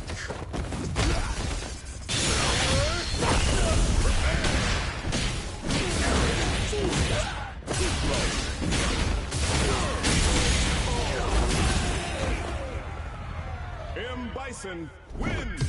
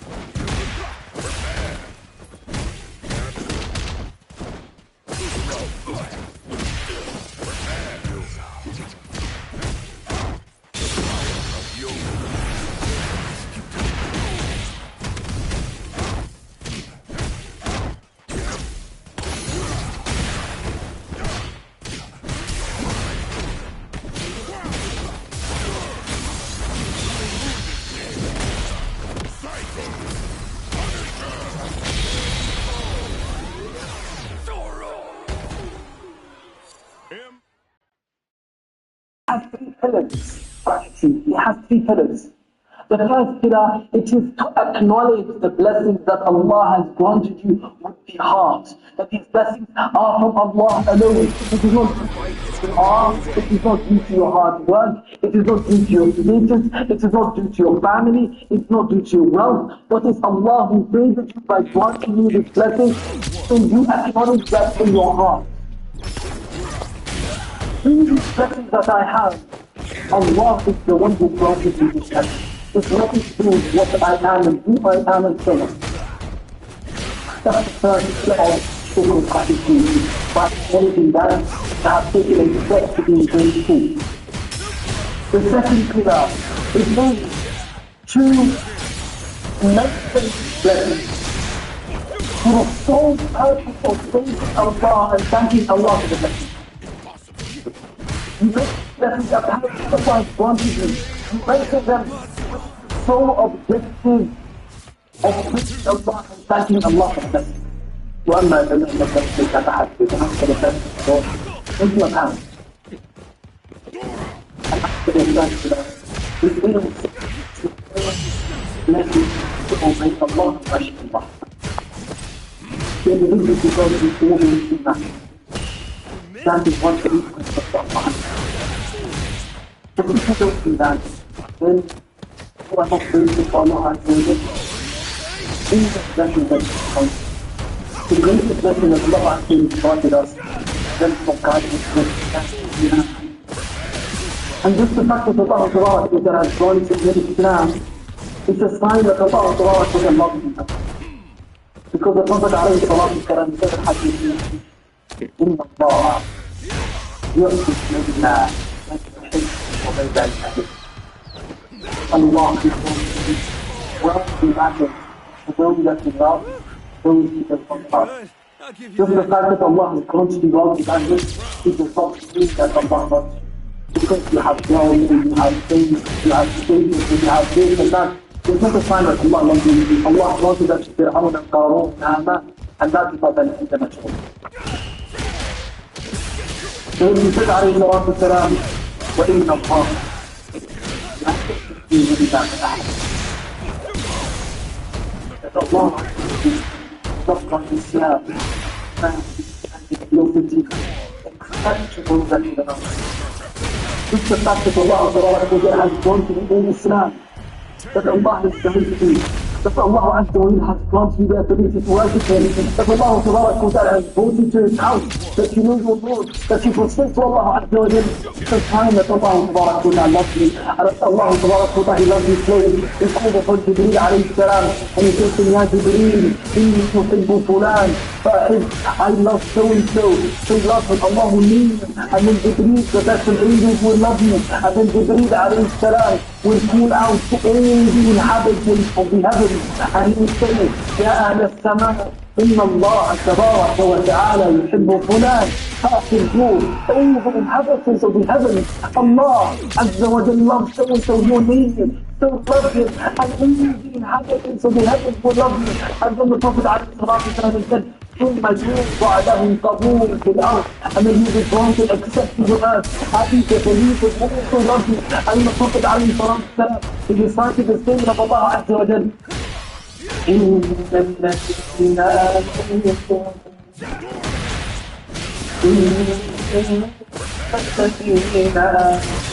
وعملوا الصالحات سيجعل لهم الرحمن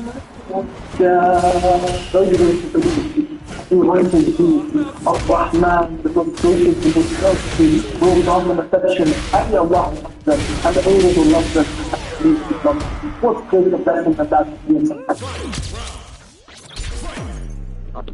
the one who attained the love of Allah Azza wa Jalla has everything. The one that Allah Azza wa Jalla has everything. If Allah Tabarak wa Ta'ala says, has gone to my pleasure and things with me, that is when the greatest blessings and the place for the people they are going to receive. Imagine if that from birth, you are living in a paradise before the actual paradise you live after. Because Allah says to people in paradise, Allah gathers them, and Allah says to them, are you content, are you pleased? They said, how can you be pleased with Allah when you have granted us that which you have not granted anyone else? You granted us Jannah and you protected us in hellfire.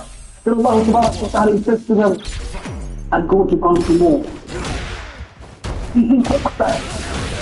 Allah says to them, وَحِلْتُ عَلَيْكُمْ لِقَوَانِ فَلَا أَنْقُصُ عَلَيْكُمْ بَعْدَهَا أَبَدًا. And those parts of the treasure, and have given me ever again. Look at that.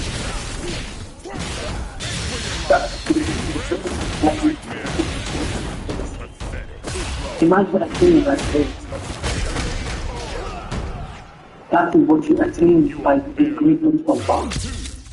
You want to worship Allah, and you try to worship Allah. But you're always striving to improve yourself, to improve your relationship with Allah, so that you're never content with your relationship. You're always telling yourself that I have not done enough, I need to be better. I need to do more when it comes to the worship of Allah. I need to do more when it comes to obeying Allah. I need to do more when it comes to doing what Allah loves. I need to do more for fulfilling the rights of Allah, in the creation of Allah. I need to do better. That's the attitude of Bismillah. Because Allah subhanahu wa ta'ala strives to be in the Quran. He tells us what we really are, and what we actually are. Even the Wa'ala says, meaning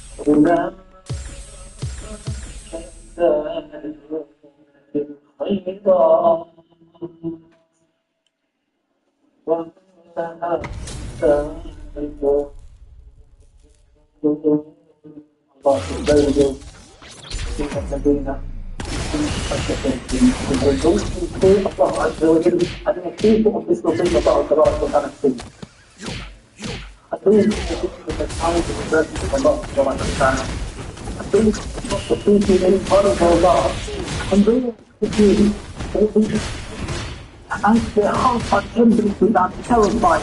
Why? Because they go to recite to Allah. Yawm al-Qiyamah, they go to stand in front of Allah.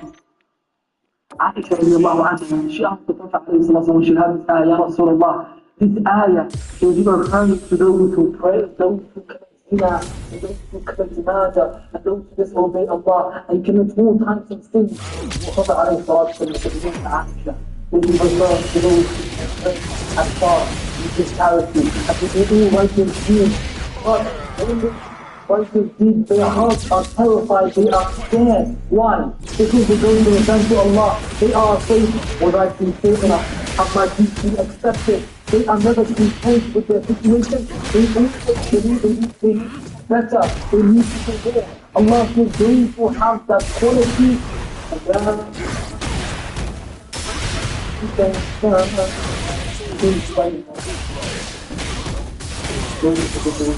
they beat them, they crush, they could. Well, thanks to them, they said what? They are those who are grateful to Allah Azza wa Jal because they constantly daily worship Allah. They daily worship Allah. They will greatly love Allah Azza wa Jal. What are the number one acts that keeps up love? order to be true faithful slaves to Allah subhanahu wa ta'ala. Number one, if you start running and to understand that we are slaves and to know what we are slaves and to know do you ever take emotion or feelings or opinions into consideration? Huh? Is it good opinions or feelings you ever consider? Are they ever regarded? Yes or no? No. So when it comes to what Allah commands, I want the Prophet ﷺ commands you are slaves, your feelings, your opinions, your emotions, and the Lord who advises, your responses, and now Allah, the fear of something. That's the fear and the faith for Allah Azza wa Jal. Respect for Allah. For Allah, He commanded Allah subhanahu wa ta'ala, and that's what the Prophet ﷺ, he learned the Sahaba radiallahu anhum to do like. Whenever they had a command from Allah, or Rasulullah alayhi salatu wasalam, they used to feel without anything. That's the best step to do with Allah. Increase your faith to Allah Azza wa Jal. Understanding what the essence of what faith is. Because the greatest honor that you can attain in the world is being in faith to Allah. The greatest honor that you can attain in the world is being in faith to Allah. Every time Allah Azza wa Jal great. The Prophet Muhammad sallallahu alayhi wa sallam in the Quran, Allah praises the Prophet with the station of Ubudiyyah, servitude. Alhamdulillah. Here comes a new challenger. تبارك الذي نزل الفرقان على عبده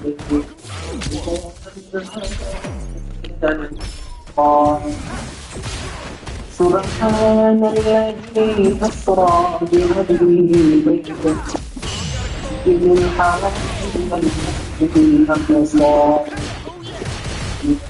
من الحرام إلى المسجد الأقصى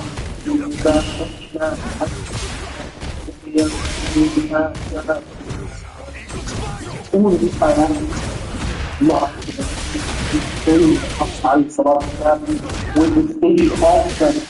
Allah is Allah to reveal the Prophet Muhammad عليه الصلاة والسلام the scripture of the Quran.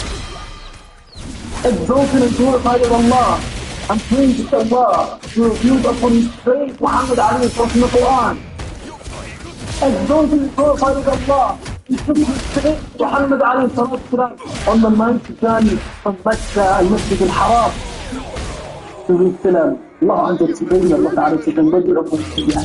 Because whenever you enjoy yourself to Allah, Allah Ta'ala will money you, Allah Ta'ala will bless you, Allah Ta'ala will lead you, Allah Azza wa Jalla will elevate you. But whenever you enjoy yourself to other than Allah, Allah Azza wa Jalla will degrade you, you will be degraded in His wrath, and disgraced in His wrath, and hereafter. That's between Allah. Understand that it is when you use Allah.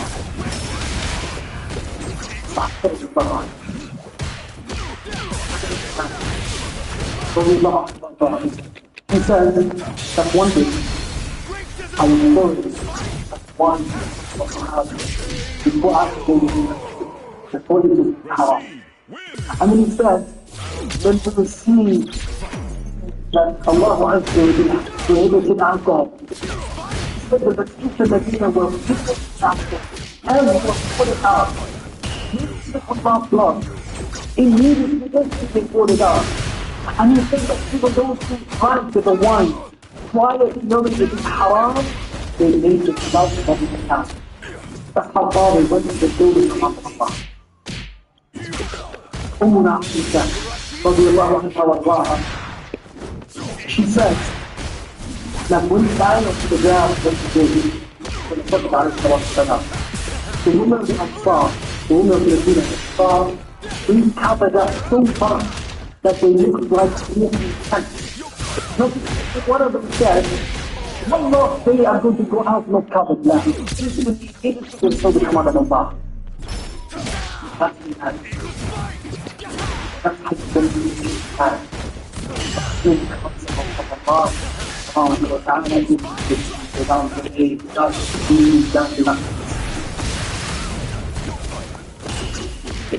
one day the Prophet ﷺ, he waited behind the man, Sahabi were wearing a golden ring.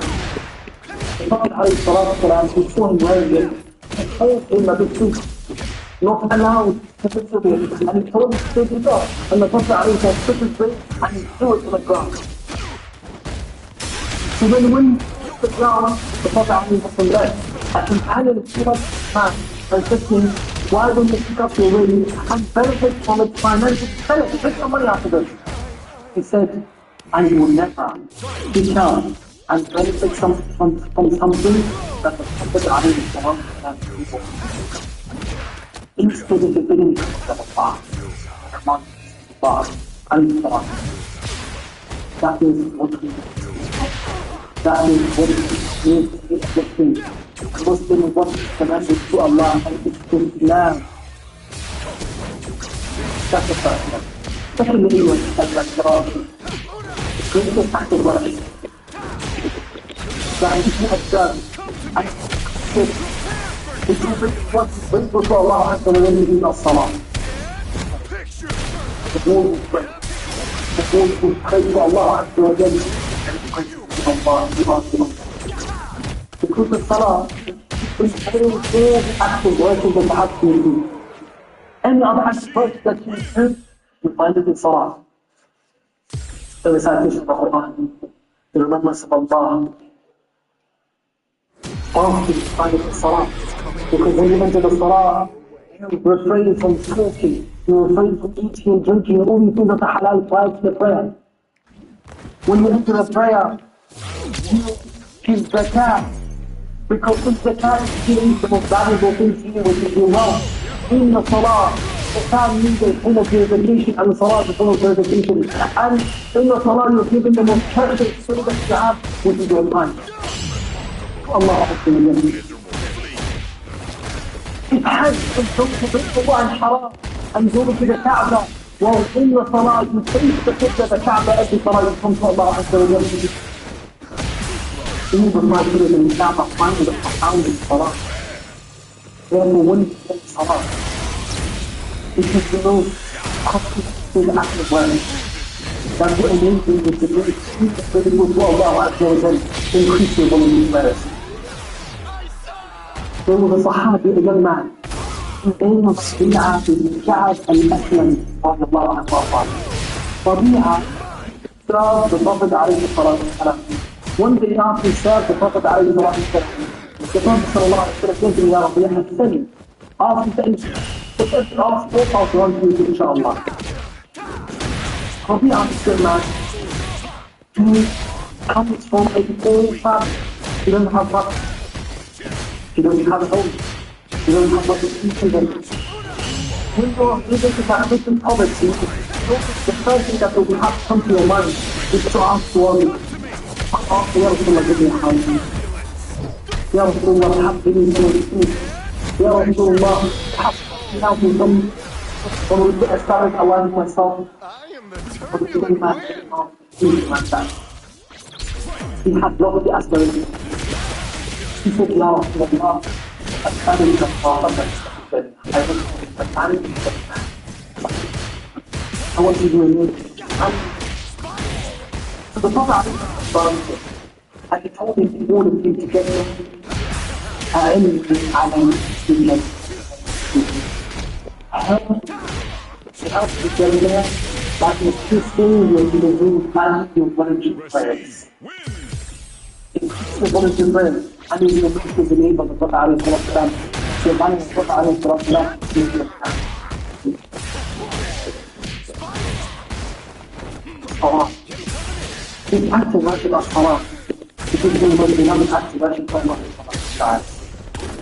And the Prophet ﷺ, the majority of time, whenever he was feeling any emotion, he would pray. He said, the Sahaba said, إذا حزنه أمر صلى. If he felt distressed, he prayed to Allah. If that happened, he prayed. You don't he prayed to Allah Azza wa Jalla. Because the salah, it is where in salah it comes to his perspective and happiness. So the Prophet ﷺ enjoyed it. And this is how one shows gratitude for Allah Azza wa Jalla. Because the Prophet ﷺ specified that. He said after Aisha radiallahu anha, said to Rasulullah, why did you carry us by praying the first prayer, the ninth prayer, until your feet have swollen? He said, I will not be a grateful state to Allah. But from the salah, the order that is being grateful to Allah Azza wa Jalla. He specified this.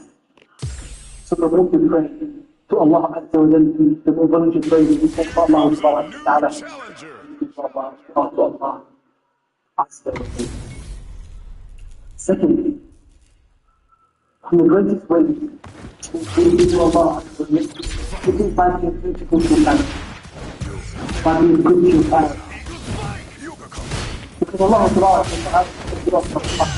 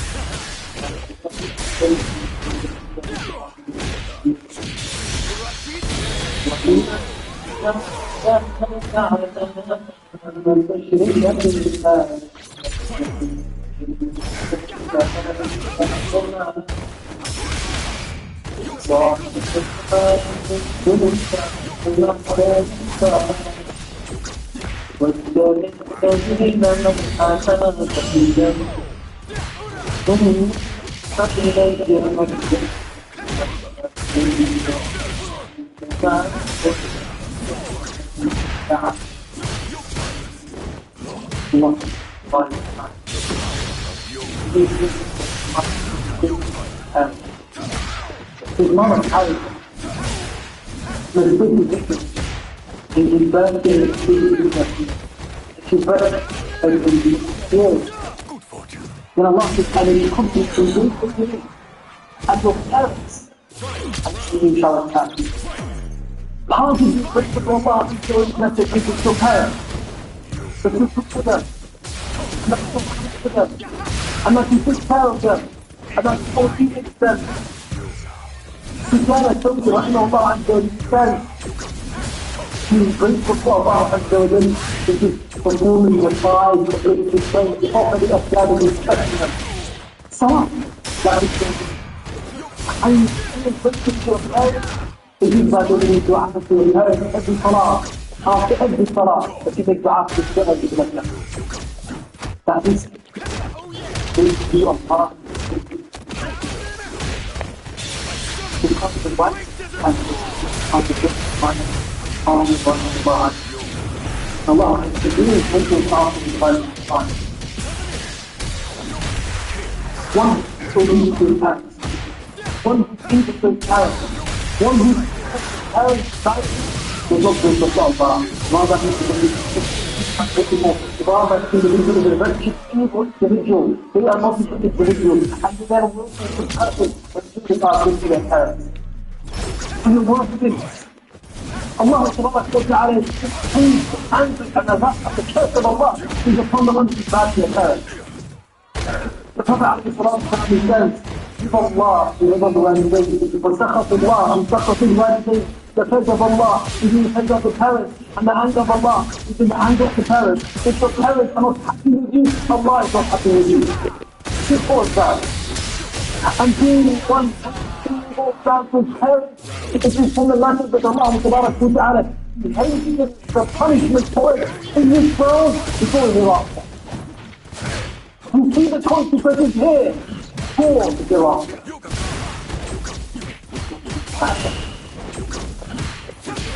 We live in a time where the rights of the parents have been rejected. And the most important thing is the rights against the Prophet is predicted that he prophesied that he said was a hadith from the sign of the hour to live and study the earth of Mecca. That the Greek woman is going to give birth to her victim for her master. That the ulama can see that this means that the parents, they are going to slay their own children, like they slay the children go to command them, and then children go do that, and the parents still feed the children, so on. Where I come from in the world, that's the reality of the own. That's my experience, the reality is yes. But where I come from, the parents are terrified for their children. The parents are abused by their children. And there's nothing we can do about it. Because the parents, if they try to take their child, the state is going to take their child away from them. After that,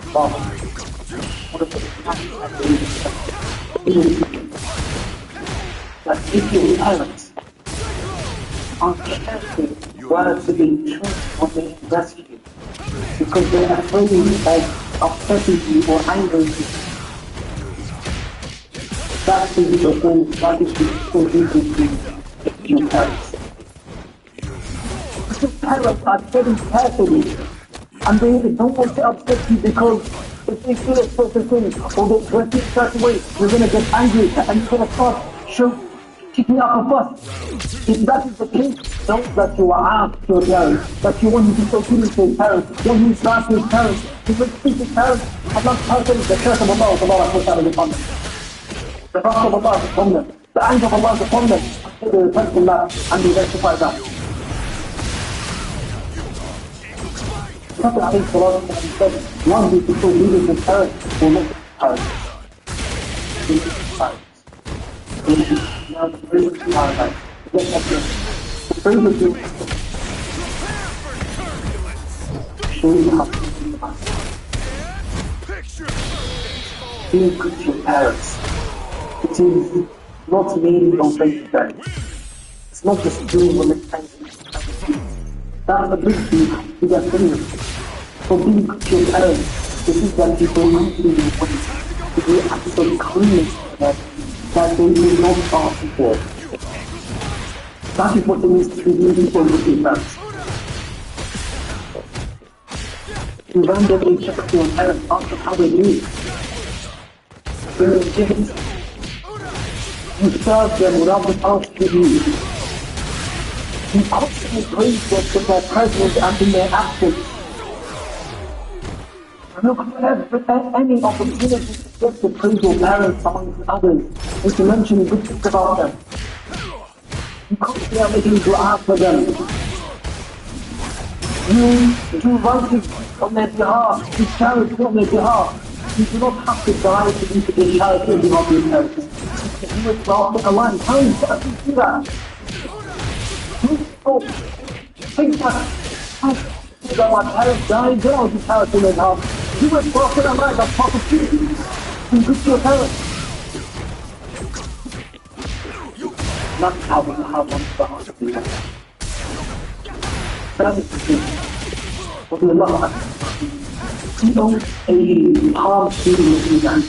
This palm tree was wearing a lot of money for the ship factory. One day, Usama found out that his mother had died and the substance that they find will become competition. That means that Usama had to take it out, right? His mother never asked him, but Usama found out that his mother died. Other way, you don't have to take the tree and they go to cut it. Then he's about to cut it, those around him, what are you doing? He cut the tree, it was worthless. It was like a happy body. Usama was about to ask his that the pleasure of my mother is more than enough to do as I didn't do it. His mother never asked him to do that. And he went out to do it. It's my time to tell me how to do it. Because this is the power. Okay, because I understand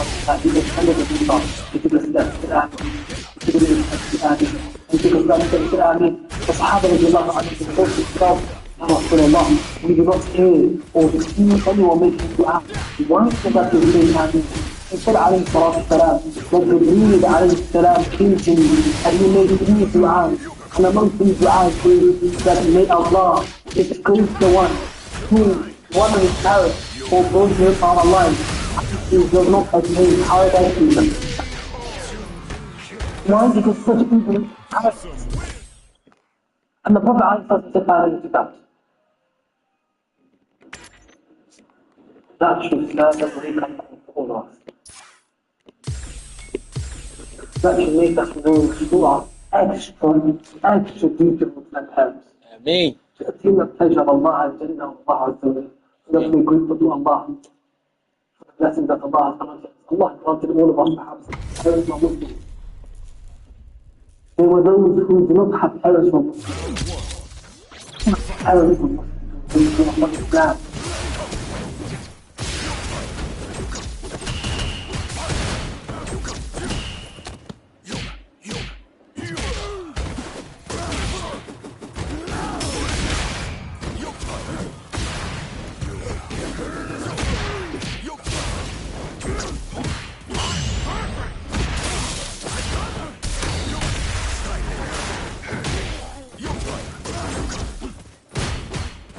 Good fortune.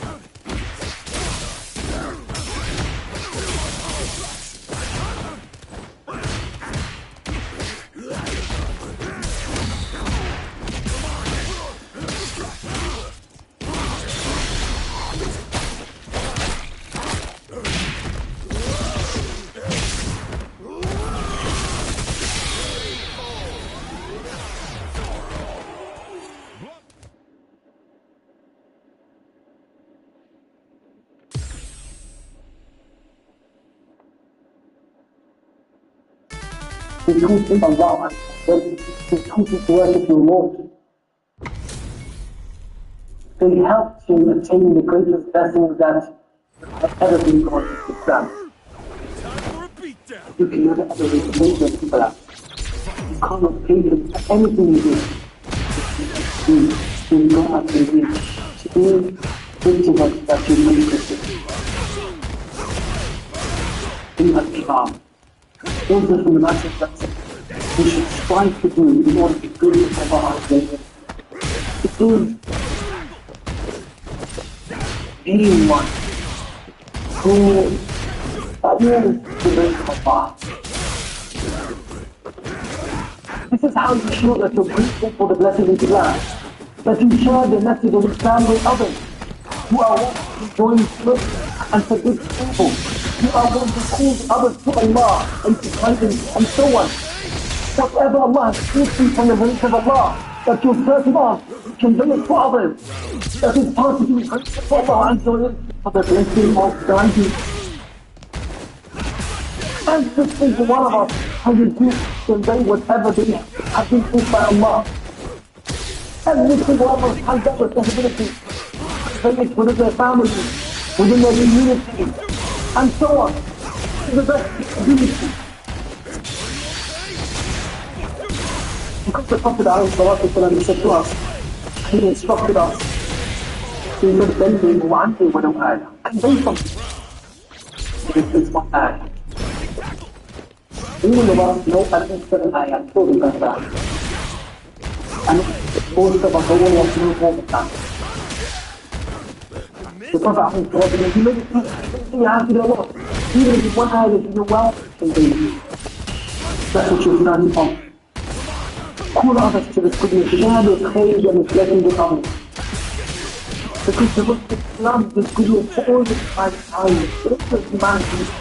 The non-Muslims that the people share within the blessing of Islam. The Muslims who is disobeying Allah, who is from Allah, help to come back to Allah, help to come to the house of Allah. They came in, they think closer for Allah subhanahu wa ta'ala. That is using good for Allah, I tell you. And a blessing for Allah. That's the highest state. With no mistake because at the so رضي الله عنه when he came to Islam, he went and he told back of the temple of his heart. The first thing of his Muslim to talk back six of the 10 Sahaba who were the first companions of Muhammad Prophet, he can bring the back to all of them. He removed himself from possibility that I need to do the message with others. You help them come to Allah. Share with them the blessings of my house. I'm not this. Hopefully you know that Allah. He will come like this.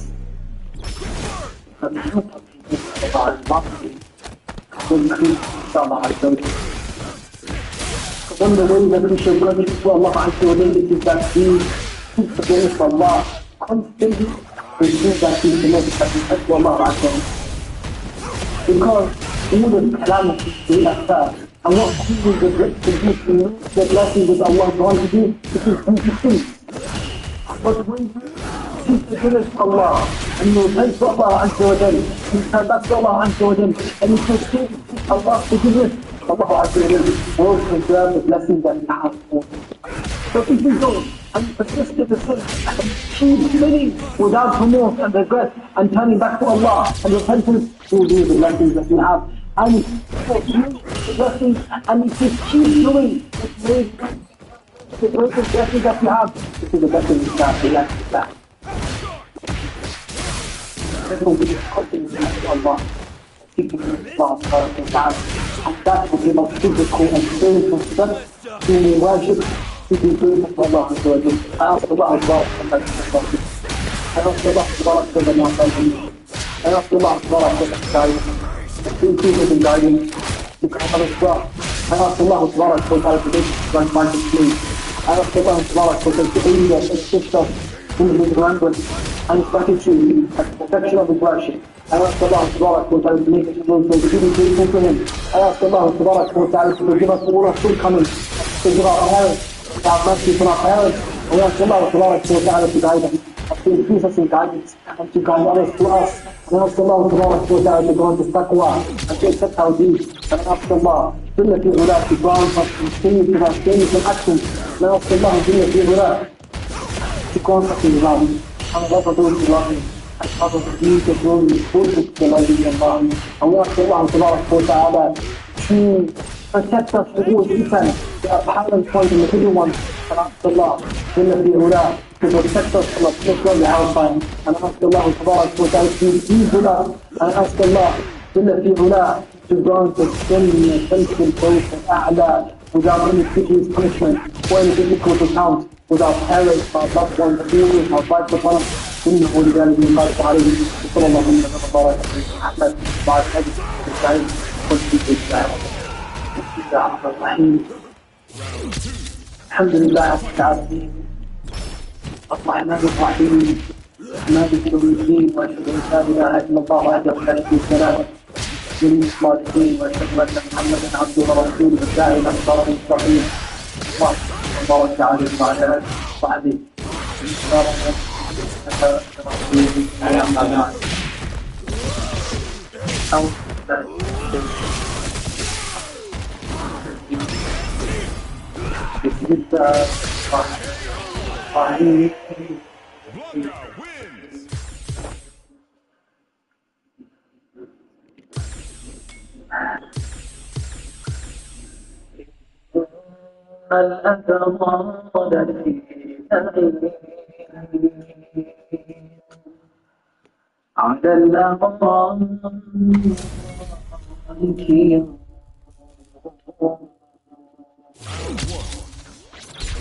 تعرف الوجوه في الشمس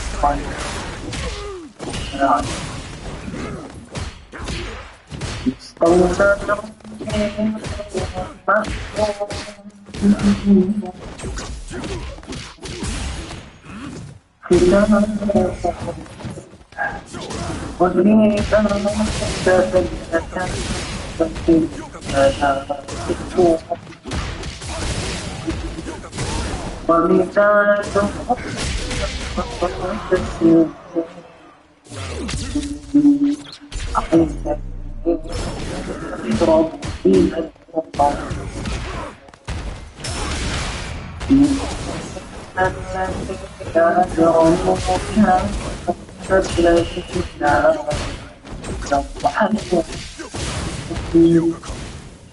وإذا به يتغاض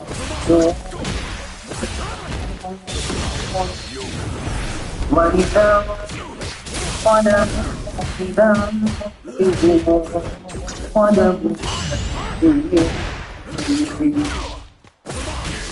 وإذا ولدتم الطاعة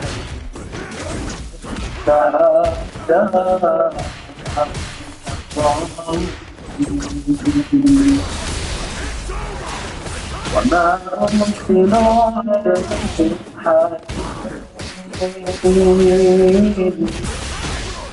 فليعمل الذين آمنوا بمن يضحكون على الأرض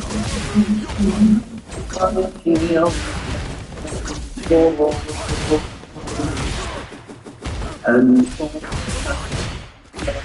ما كانوا يفعلون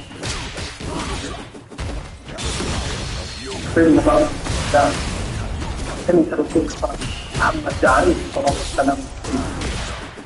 الحمد لله الله تبارك وتعالى جعل ويقف الله تبارك وتعالى الجود والجلال ويقف الله تبارك وتعالى الزوج والشورى والإسكان ويقف الله عز وجل مجلس الذي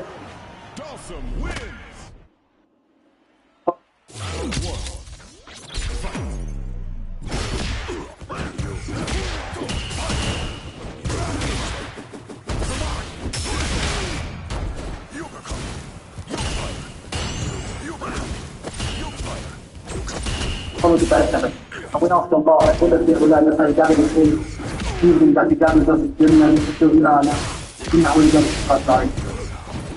Ini macam apa? أو مثل محمد عليه الصلاة والسلام.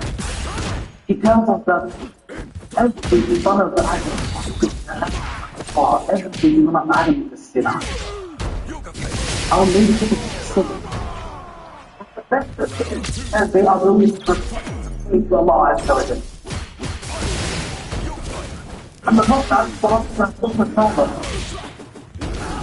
إِنَّ تَصِدُوا فَهَدَ اللَّهُ بِكُمْ اللَّهُ بِالْبَدِينَ. If you don't think Allah wants to be believed, I will put you to Allah and Allah. I'll give you this. Now,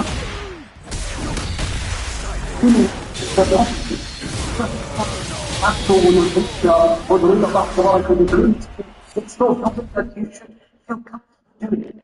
It's not something that you should feel okay doing. It's not something that you should tell yourself or convince yourself that because by nature you don't issue with it at all. Rather than the problem. Because these things are matters that anger Allah. That is things about Tabarak wa Ta'ala. And you have to do that with Allah Azza wa Jalla. But yes. As they are most vulnerable in the time, if they are at the when you are at the that's why we said that the believer is speak by itself. Stronger was up. Feeling what you are alone, identify without and regret or anything that protect Allah so within you is extremely big. Now listen to the hadith of Prophet ﷺ. The Prophet ﷺ said of his hands like hadith. He said that they are people of my own band who goes to come on the desert with the mountains of the people.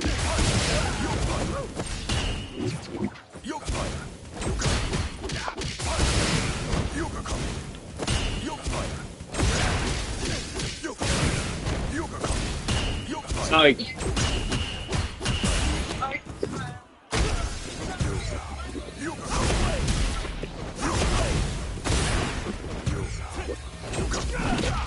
Supposed to come?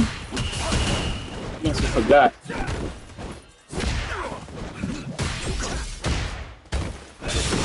Must have forgot.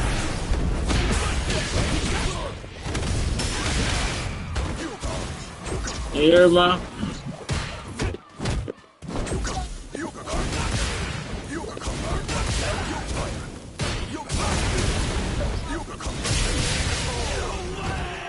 What that fear?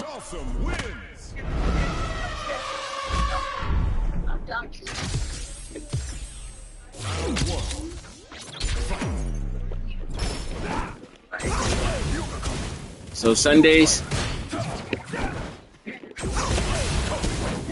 No, not yet.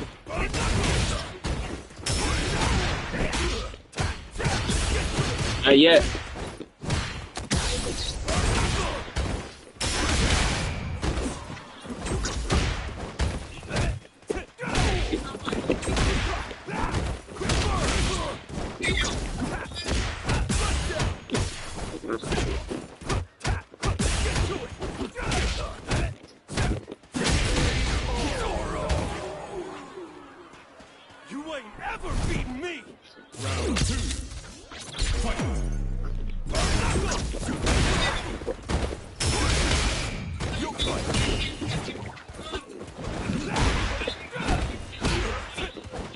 Nah, I never said that. Who said that?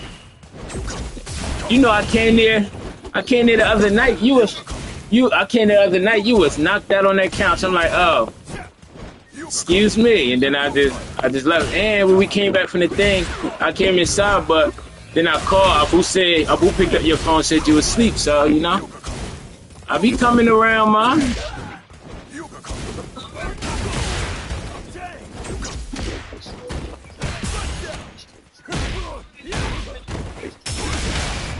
Alright. Makes sense.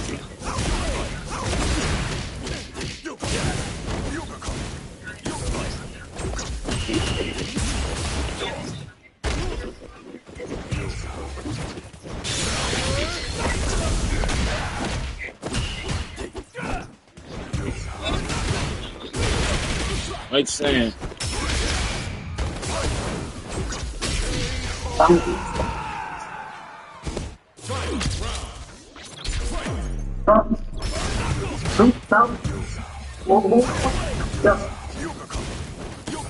دخلنا عليه صراحة كذا بيتفايل like fight. They fought, fight. فصحابة يا رب تعالوا نتكلم عنه تفاصيل الرجيم وتجد في تدريب قوم إذا أخذ الساعات لا يستعقل بيعطيكم واللي يأدوه بفضل الله من حرام الظلم they become present without any resistance. So that's how they finish حبيبي بيصير بنفسه هو بيسكرات الحديث they are the first option for one man that doesn't live this life. They are built to provide to show the people, to see righteousness. But when they're in private, they do all the people. Nothing supposed to do all the haram. They have no limits. They have no consciousness of Allah Ta'ala. They have no fear of Allah Azza wa Jalla. It is as if they give this because they trust Allah to satisfy. There's a lot of Allah that will have to give. And they do everything haram. You know what you're doing.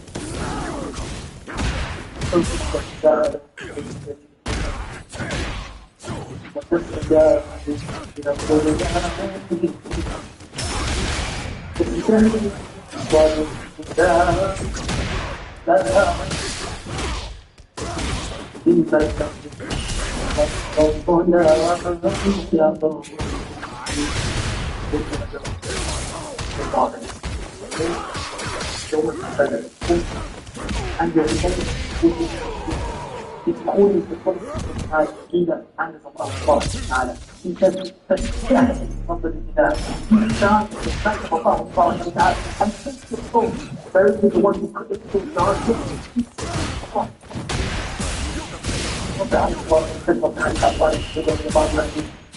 said that is going to find half like a hole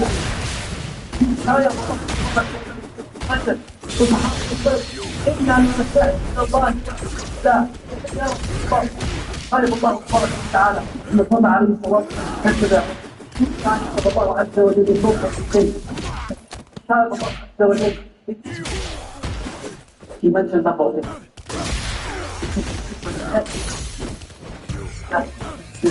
حرام إذا الله سبحانه وتعالى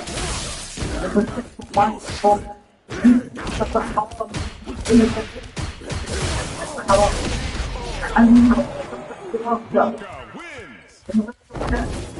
وأبدأ في شاء الله تبارك وتعالى طبعا صلاتنا نزلتها في الحديث في شاء الله تبارك وتعالى في طريق الشارع ويكون في الدين وأبد الله هي تبدأ هذا الجيش كالبون وهي هذا الجيش التي حرام وكل هذا الله عليه وسلم من أمر الثاني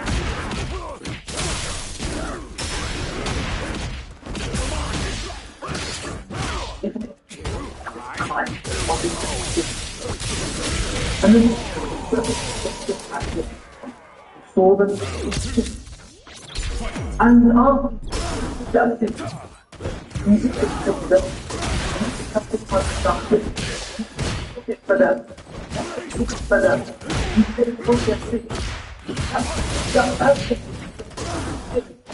time the house is clear. Don't go about other people talk about they are not they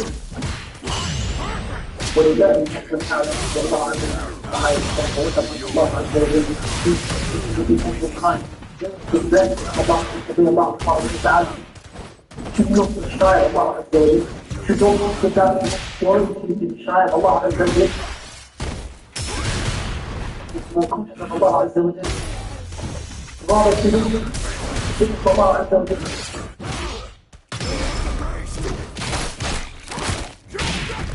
It's the problem that I have expertise in what that problem is.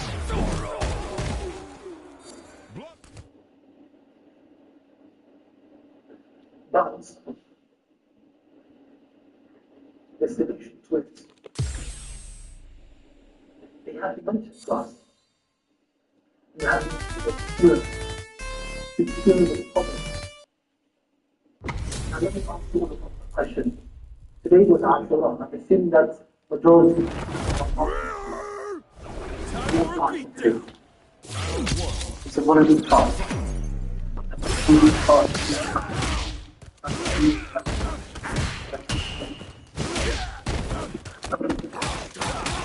When you are home alone,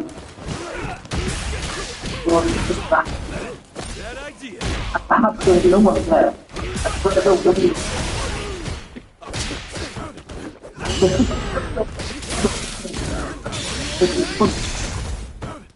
No, one, two, three, one. One is the bearable one. There's a lot. Anything is dirty, the halal haram. Normally.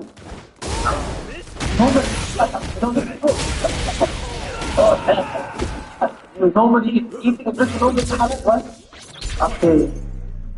So when you halal, free from it, why? Allah said Allah. When you cook the best, I come back. Come on, find it. حرام ما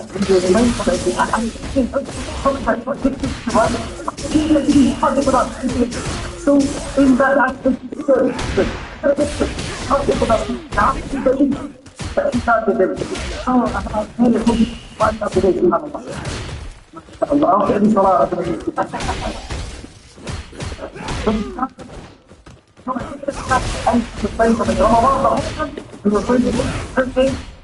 for the whole thing.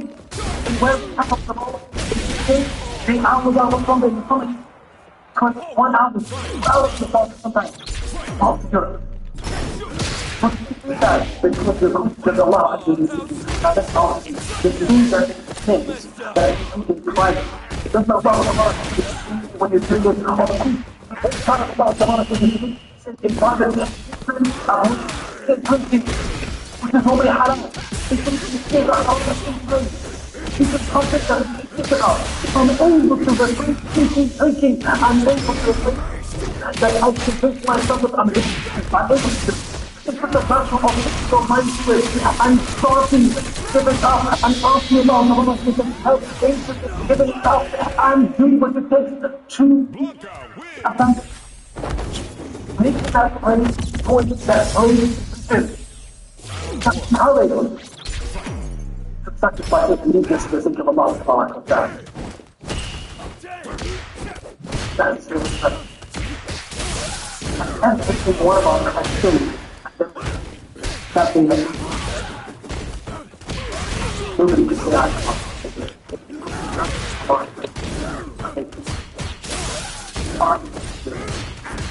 Every time you talk, that's all.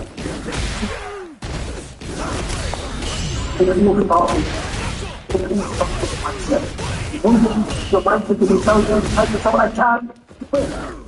Because when you put your trust in Allah, and you ask Allah to promise you, obey what Allah subhanahu wa ta'ala says in this statement of the Qayyim. If you obey Allah, He says that Allah is in the Quran. Don't take off Allah and see overcoming sin. Don't take out Allah and punish Allah. Don't separate sin. Accept that Allah subhanahu wa ta'ala helps you to become Allah subhanahu wa ta'ala. More not punishment than something that is trying to give up. When you have Allah, seek up Allah, He helps you give up a sin. Accept that Allah subhanahu wa ta'ala helps you to give it up because Allah subhanahu wa ta'ala is merciful. For keep us touched up, God Allah subhanahu wa ta'ala leads us back in the heart. But you don't stop. You don't stop. We ask Allah subhanahu wa ta'ala to help us. Let's just first thing as Kiram is order. Not give up evil thing that for the way it's just can't think. What do you think? Angels are very much defined as follows. If you say you can't possible that's that class. He made the river far to restrain the soul. Within what it is fine. To attain the pleasure of Allah. And not any divine different aspects. Painfully during the obedience of Allah. Waking up for Salah to Fajr requires thinking first. Waking up early in the morning where we come from in the summer, Fajr is 55 a.m. Isha is 11 p.m. When you go to requires thinking, wake up, and the Salah for Allah Tabaraka wa Ta'ala. Because you have to fight to do this, but you really have to put it the phone is my program. The phone might what? Don't sleep. But you are thinking that for this the phone is my in the sense of Allah. That's the first time you are thinking the obedience of Allah. The second point that is the obedience of Allah. Our thinking go to the haram, you make the soul, the whole back, the sleep of that, our thinking. And the last thing upon the sleep was to keep Allah cannot be a level part of the way you are afflicted with an illness, whatever you get that may be, you are patient with that and that is the life. But in that patience is required. Now, from the grief of example we have in the Quran, regarding the sin, they become them. It's what Allah Tabaraka wa Ta'ala is walking through Yusuf alayhi salam. Some people. Yusuf alayhi salam, when his brother came went to the well, right? When Yusuf alayhi salam the well, was he picked or not? He was taken, right? Finished. Yusuf alayhi salam went to the house of the Da'atees. And the Murad of the Da'atees tried to keep it. Haram. What is that? Is it patient or not? Huh? Is it patient? Yes or no? You want right? Which patience is better? The patience in the well or the patience when in on top I think, huh? Who's better? What should be like? The well. The well, huh? Why? Why is the well better? You have to give me a reason. Understand what you can't understand. Why? You don't give me the reason. Huh? What he was saying from Pastor Aziz. Why?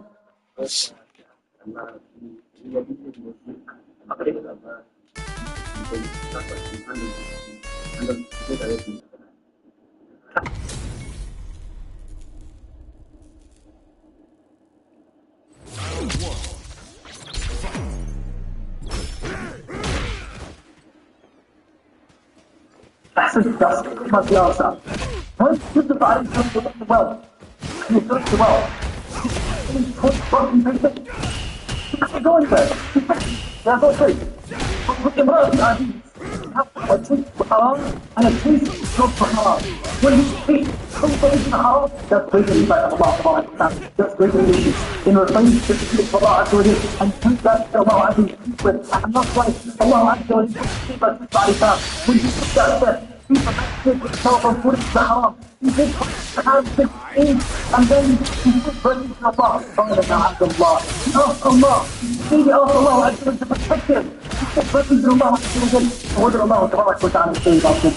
كذلك يصرف عن الرسول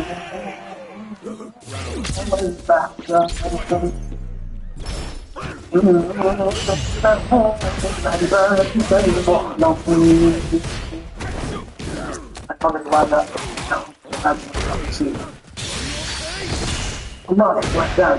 We divert from Yusuf alayhi salam to morality. Allah protected him. What is Allah protected from it? He had to do what was best in the first place. He bad. Because it does what you landed, no one else could see them. Allah Akbar, she locked the doors, not one door, many doors, so many doors, even if someone was the capital, it takes a long time to come in. One door after the other, it takes so long for us to come in. She looked him over. There's no way out. Sit back and watch your back. What? Even though nobody about it. What he was about it. Allah. I have to. That is the most of why he was with me. So you find that's standing. I've been loved about it. Right? Allah, that's the best thing. Bad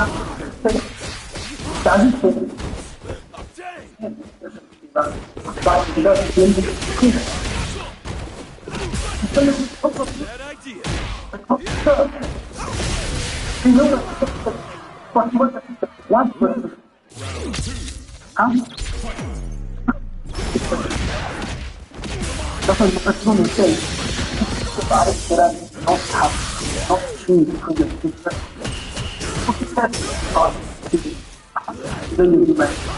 My Lord, because I don't grab down to put me.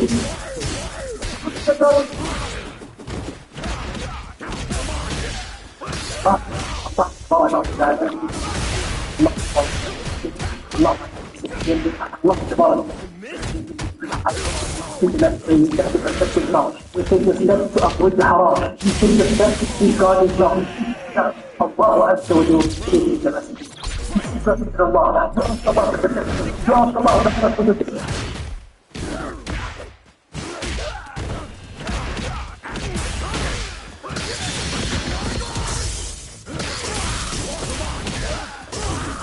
Assalamualaikum.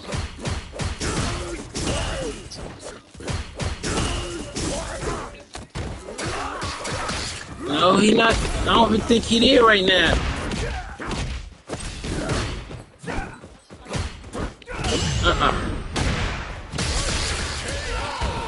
Well, you got a gift or something? Yeah, me. You.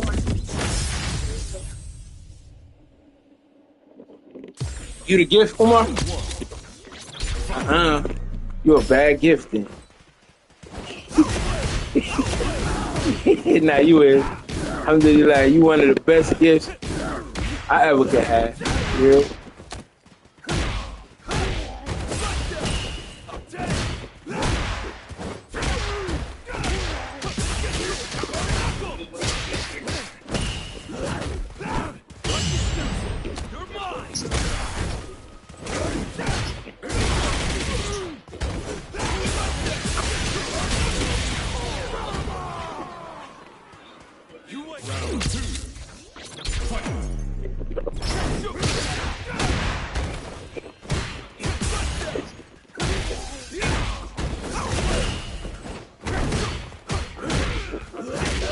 Alright.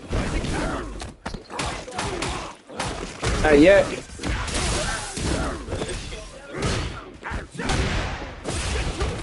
Alright, big sign.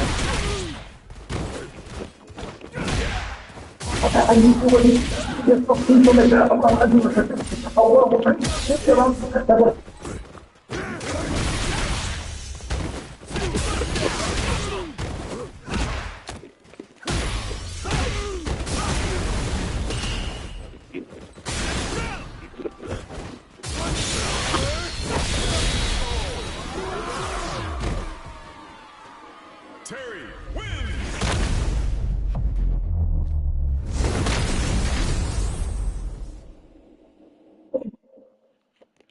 But you do not have to be the one to initiate the first step. If you do not initiate the first step, you don't achieve that.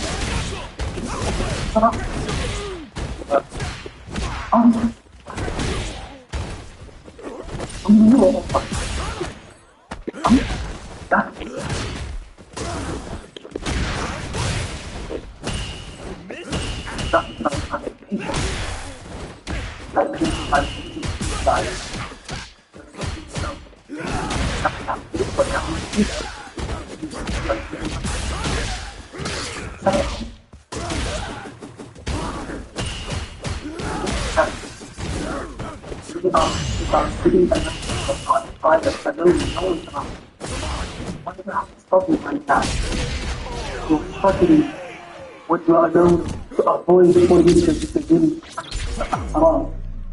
what you must do that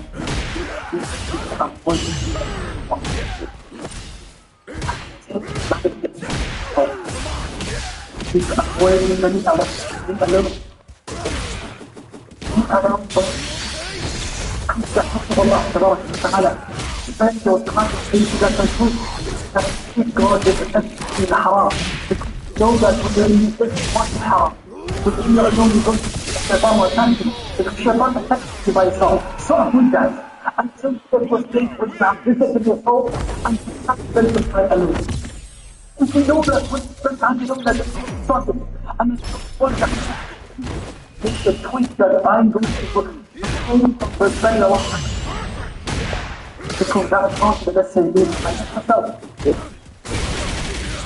Another part of the guys that spend our time with righteous.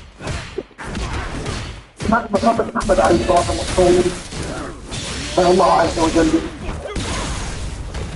بنفسك بعد يا رب القضاء والتعجيل والجهة ولا تعد علينا تعد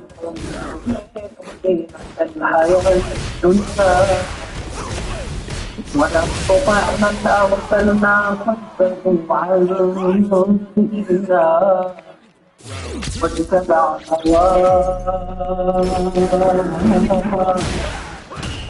ومن له سلطان كنت أقول أنت الآن كيف تجرب الله يقول والله نبيت الله عز وجل استسلم you seek in the hands of Islam, at the women of his life. And we don't know things now to make their own future of our members. They follow this time. Allah Subhanahu wa ta'ala says that Ali surrounded himself with devices. The one about that.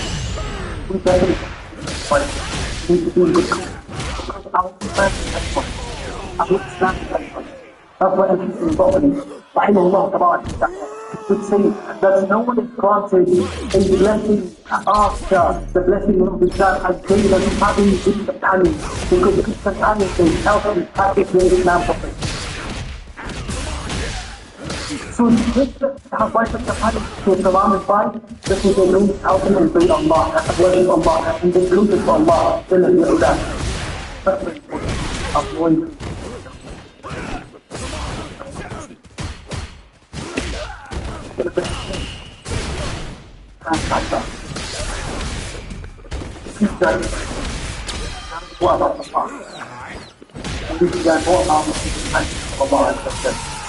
because of the Iran about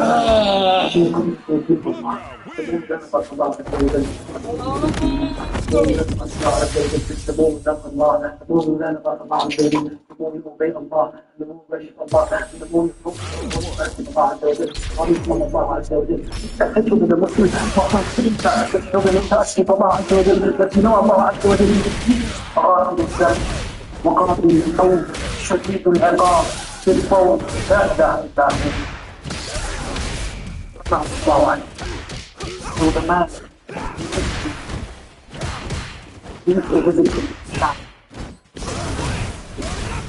أنا نسمع جوابات الشعب أنا عمر رضي الله عنه asked about that man he asked the people how is he for a long time and the people they told him about this man and he started to count on this thing Allah Azza wa Jalla and made us that's the outcome. So Umar رضي الله عنه when he heard from this he was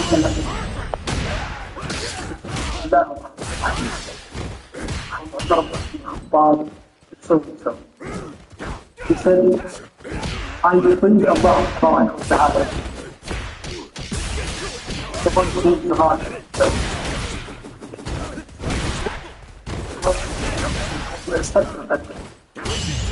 شديد العقاب والشديد الصوم one who has great bounty blessings the famous فإذا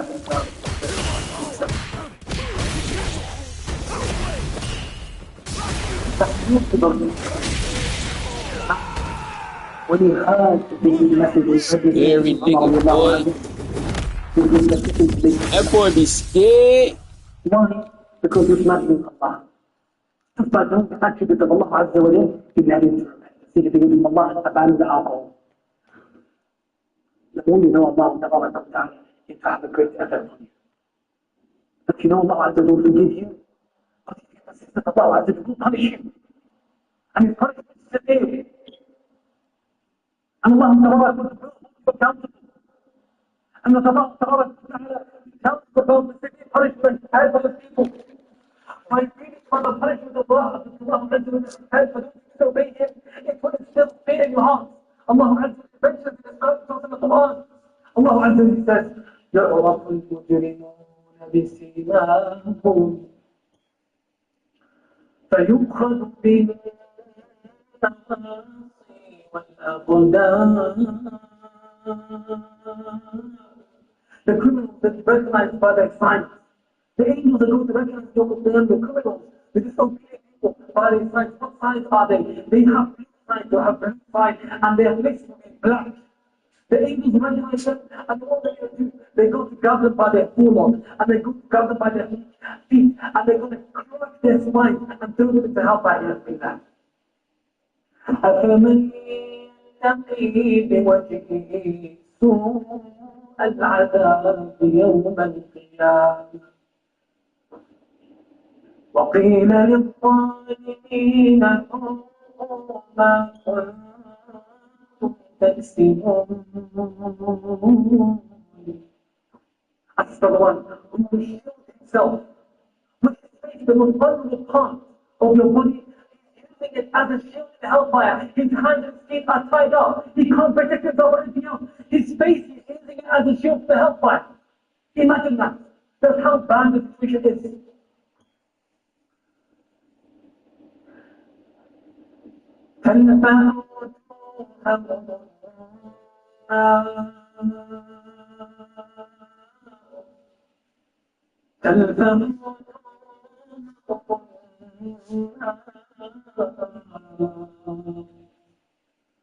وهم فيها كالحون.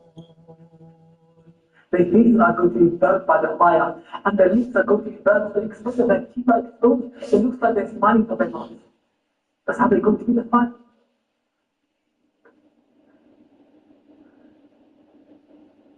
إن المجرمين في عذاب جهنم خالدون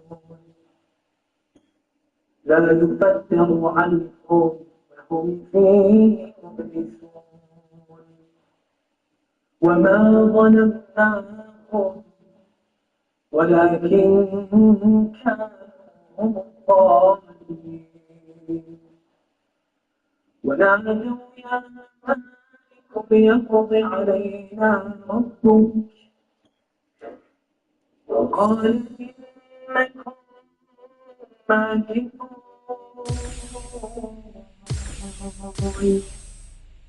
لقد جئناكم بالحق ولكن أكثركم حيث كارهون. Allah said, disbelieving, the criminals, they are going to be hellfire for eternity. Interesting. Then Allah tells the situation. They're going to cry out when they're in that night. They're going to cry out out of the hellfire. Malik is the angel. They're going to say, oh Allah, you destroy us, we'll die, you panic. That man has the word 5 and 4 time. It won't be very tough. That a man is going to Allah Ta'ala contract. And then, thousands of glory goes out. With the response, God has never man. Instead of you for a random punishment. Look at the fact what you call humans. Not only humans. The first one, but they're going to go through the fire. So you pray to them, don't want to be like that. Allah the angel will take for their evidence into the fire. You are not in the fire. And pay no one. Not to continue the fire. You think that you are fine. That's not Satan. That's not Thor. That's not how you finish. Look at you now. Think the punishment section. Human says alongside the physical torment.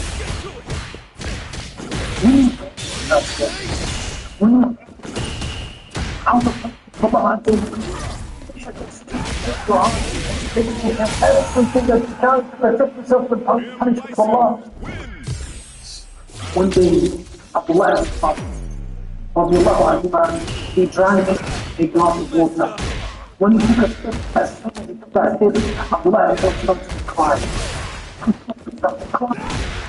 He asked, what shock? What happened? Why is he crying? He said, Abdullah, that when I took water, I remembered that the grace of man, the people that help by our golden desire, is just the highest of water. Allah Azza wa says, وَعِيدَ بَيْنَهُمْ بَيْنَمَا وَإِذَا بِيَحْيَانِهِمْ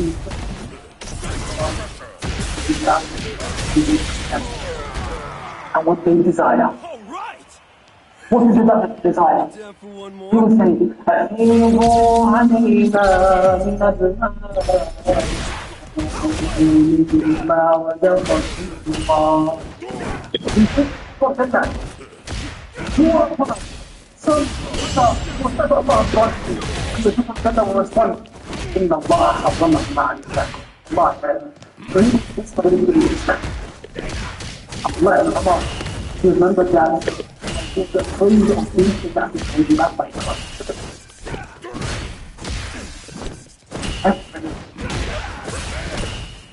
Indeed, people who are so close to Allah reminded them of the Rahmah. It reminded them of the neediness. And that's the Christian motivated them and encouraged them to pray. Precisely the fact that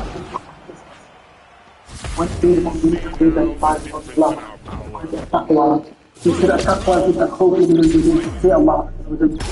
One said it, we will have to put it in whatever is clean, and with things that is in water, Jagan, Bahid, and the perfect departure. Die.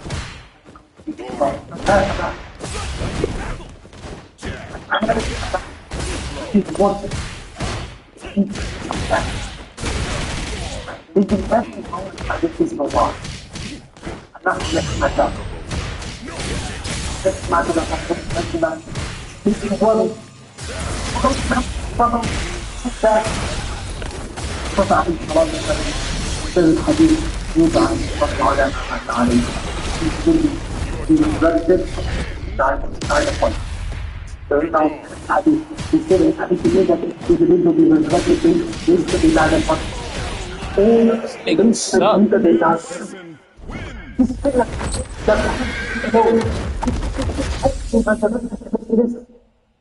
we've been happy to come in front of Allah and dismiss the scripture.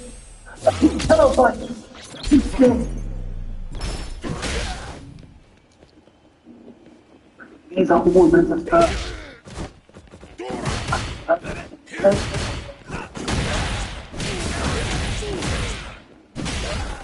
one of the greatest matters, they don't know, which is the greatest terror for any act of disobedience that you may struggle with, to help you overcome it. It means that the abundance of Allah subhanahu wa ta'ala.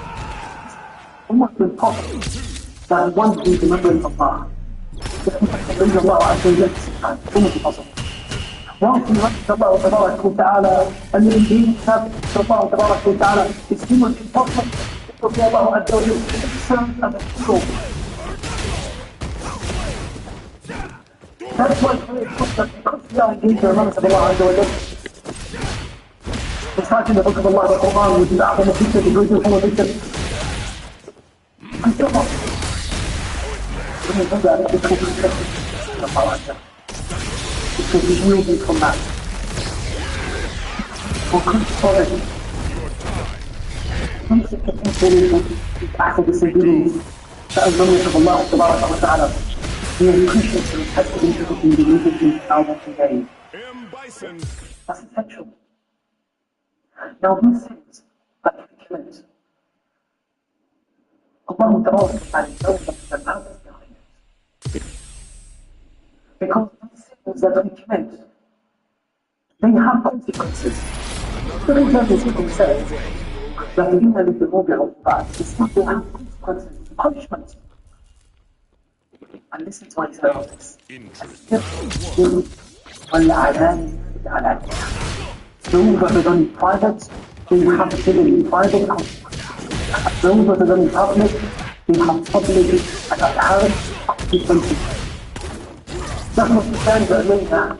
You ask the question. You ask that's science or the principle unfollow the answer. Don't find why that way. So that's what it says. It's going to be that it's going to deal with that stuff. What about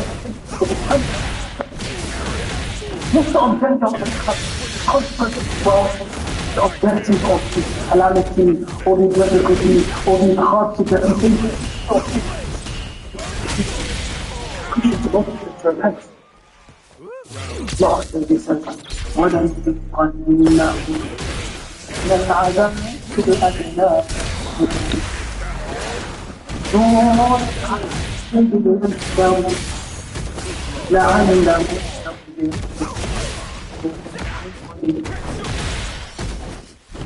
ظهر الفساد والبحر بما كسبت أيديهم يذيقهم بعض الذي عملوا لعلهم يرجعون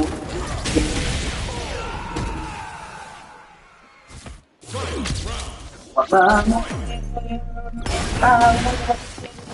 إلا هي أكثر من أختها وأخذنا بالعين لعلهم يرجعون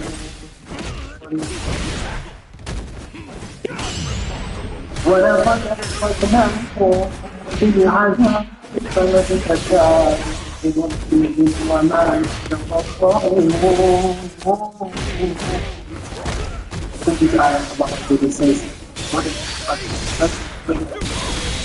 Allah says, in Islam to punishment, smaller punishment. Instead of punishment, I used to push the hellfire. I don't know as though you make a face and I make the heart and it costs fall. Instead of facing the greater punishment, why? What's the objective? So that you return to Allah, you seek to Allah, and that you repent to Allah until you die of that circle. That's the next point. Because the rumor is that from the greatest problems that you could face the world, practical blessings, practical blessings. Whenever you can find and might come from Allah Ta'ala, but we cannot say that is the slave behind Allah. Allah. Because Allah Allah Ta'ala. It's a blessing. Because Allah Ta'ala says that they are certain calamities. Because there are certain calamities, if they that when you come to Allah and they do that to Allah and the reality of blessings. And they are certain blessings. If we wish to from Allah Ta'ala, in the reality of Allah. It's all about this action. That's what determines what it is. And I'm your blessing. Allah Ta'ala hardship doesn't about Allah Azza wa Jalla. When you guys think about that, Allah Azza wa Jalla is the highest example. But it's like a father. His father out running to fight. And he comes to toddler and he slapped his toddler on the hand. That pain that the toddler felt by being hit by his father left with the pain of the fire, right? There's a benefit for that child to be hit so that he learns that this is harmful to the fire, right? Not about the list of things is difficult in as well. The fact that not bringing in the hellfire in the laughter. I really love about it. That's all about that I'm here to to Allah Azza wa Jalla now. He's talking. He says that the Kuba that is Then for every sin that is committed, accepted. Even if you don't know some of the sins that is committed, fear Allah forgive you for every sin that is committed. Thank you. And I don't think about Allah. We ask Allah Ta'ala. We ask Allah Ta'ala. We ask Allah Ta'ala to guide us. To increase in guidance for us. We ask Allah Ta'ala. We ask Allah Ta'ala to become taqwa, strengthen our deeds. We ask Allah to the process to change His action. Allah, we make it without, we make it to do, I ask Allah to make it without the evil and insist us to doing that and please Him.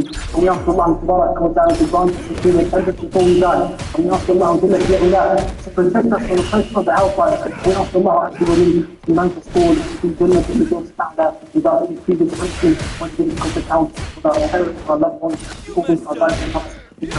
God, Allah, Allah, my God,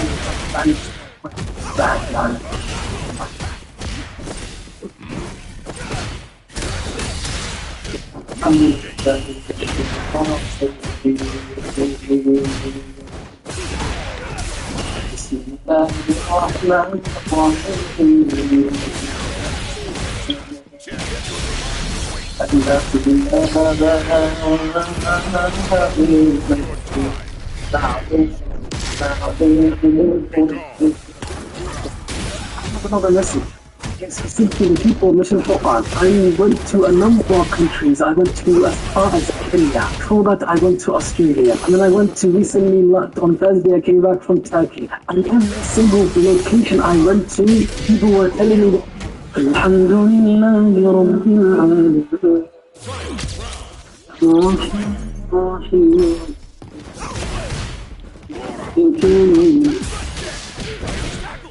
إياك نعبد وإياك نستعين اهدنا الصراط المستقيم صراط الذين أنعمت عليهم غير المغضوب عليهم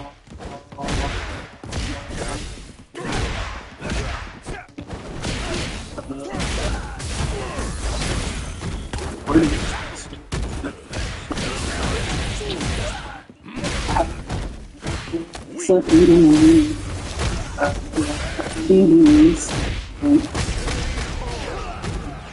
سيروا في الأرض ثم كيف كان عاقبة المفسدين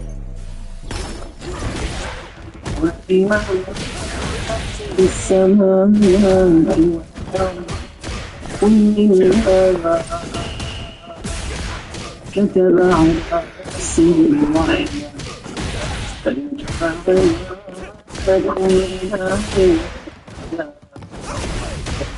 فإن الذين خسروا أنفسهم حاجة ما سكن في الليل والنهار هو السميع قل أغير الله أتخذ وليا فاطر السماوات والأرض وهو القدير أمرت وأتخذ هو الحسن ولا تكونوا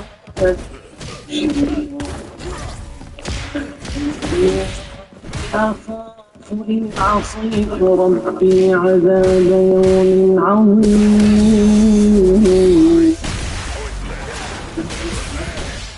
صرف عنه يغفر برحيم ذلك الفوز وإن يمسسك الله بضر فلا كاشف له إلا هو وإن يمسسك بخير فهو على كل شيء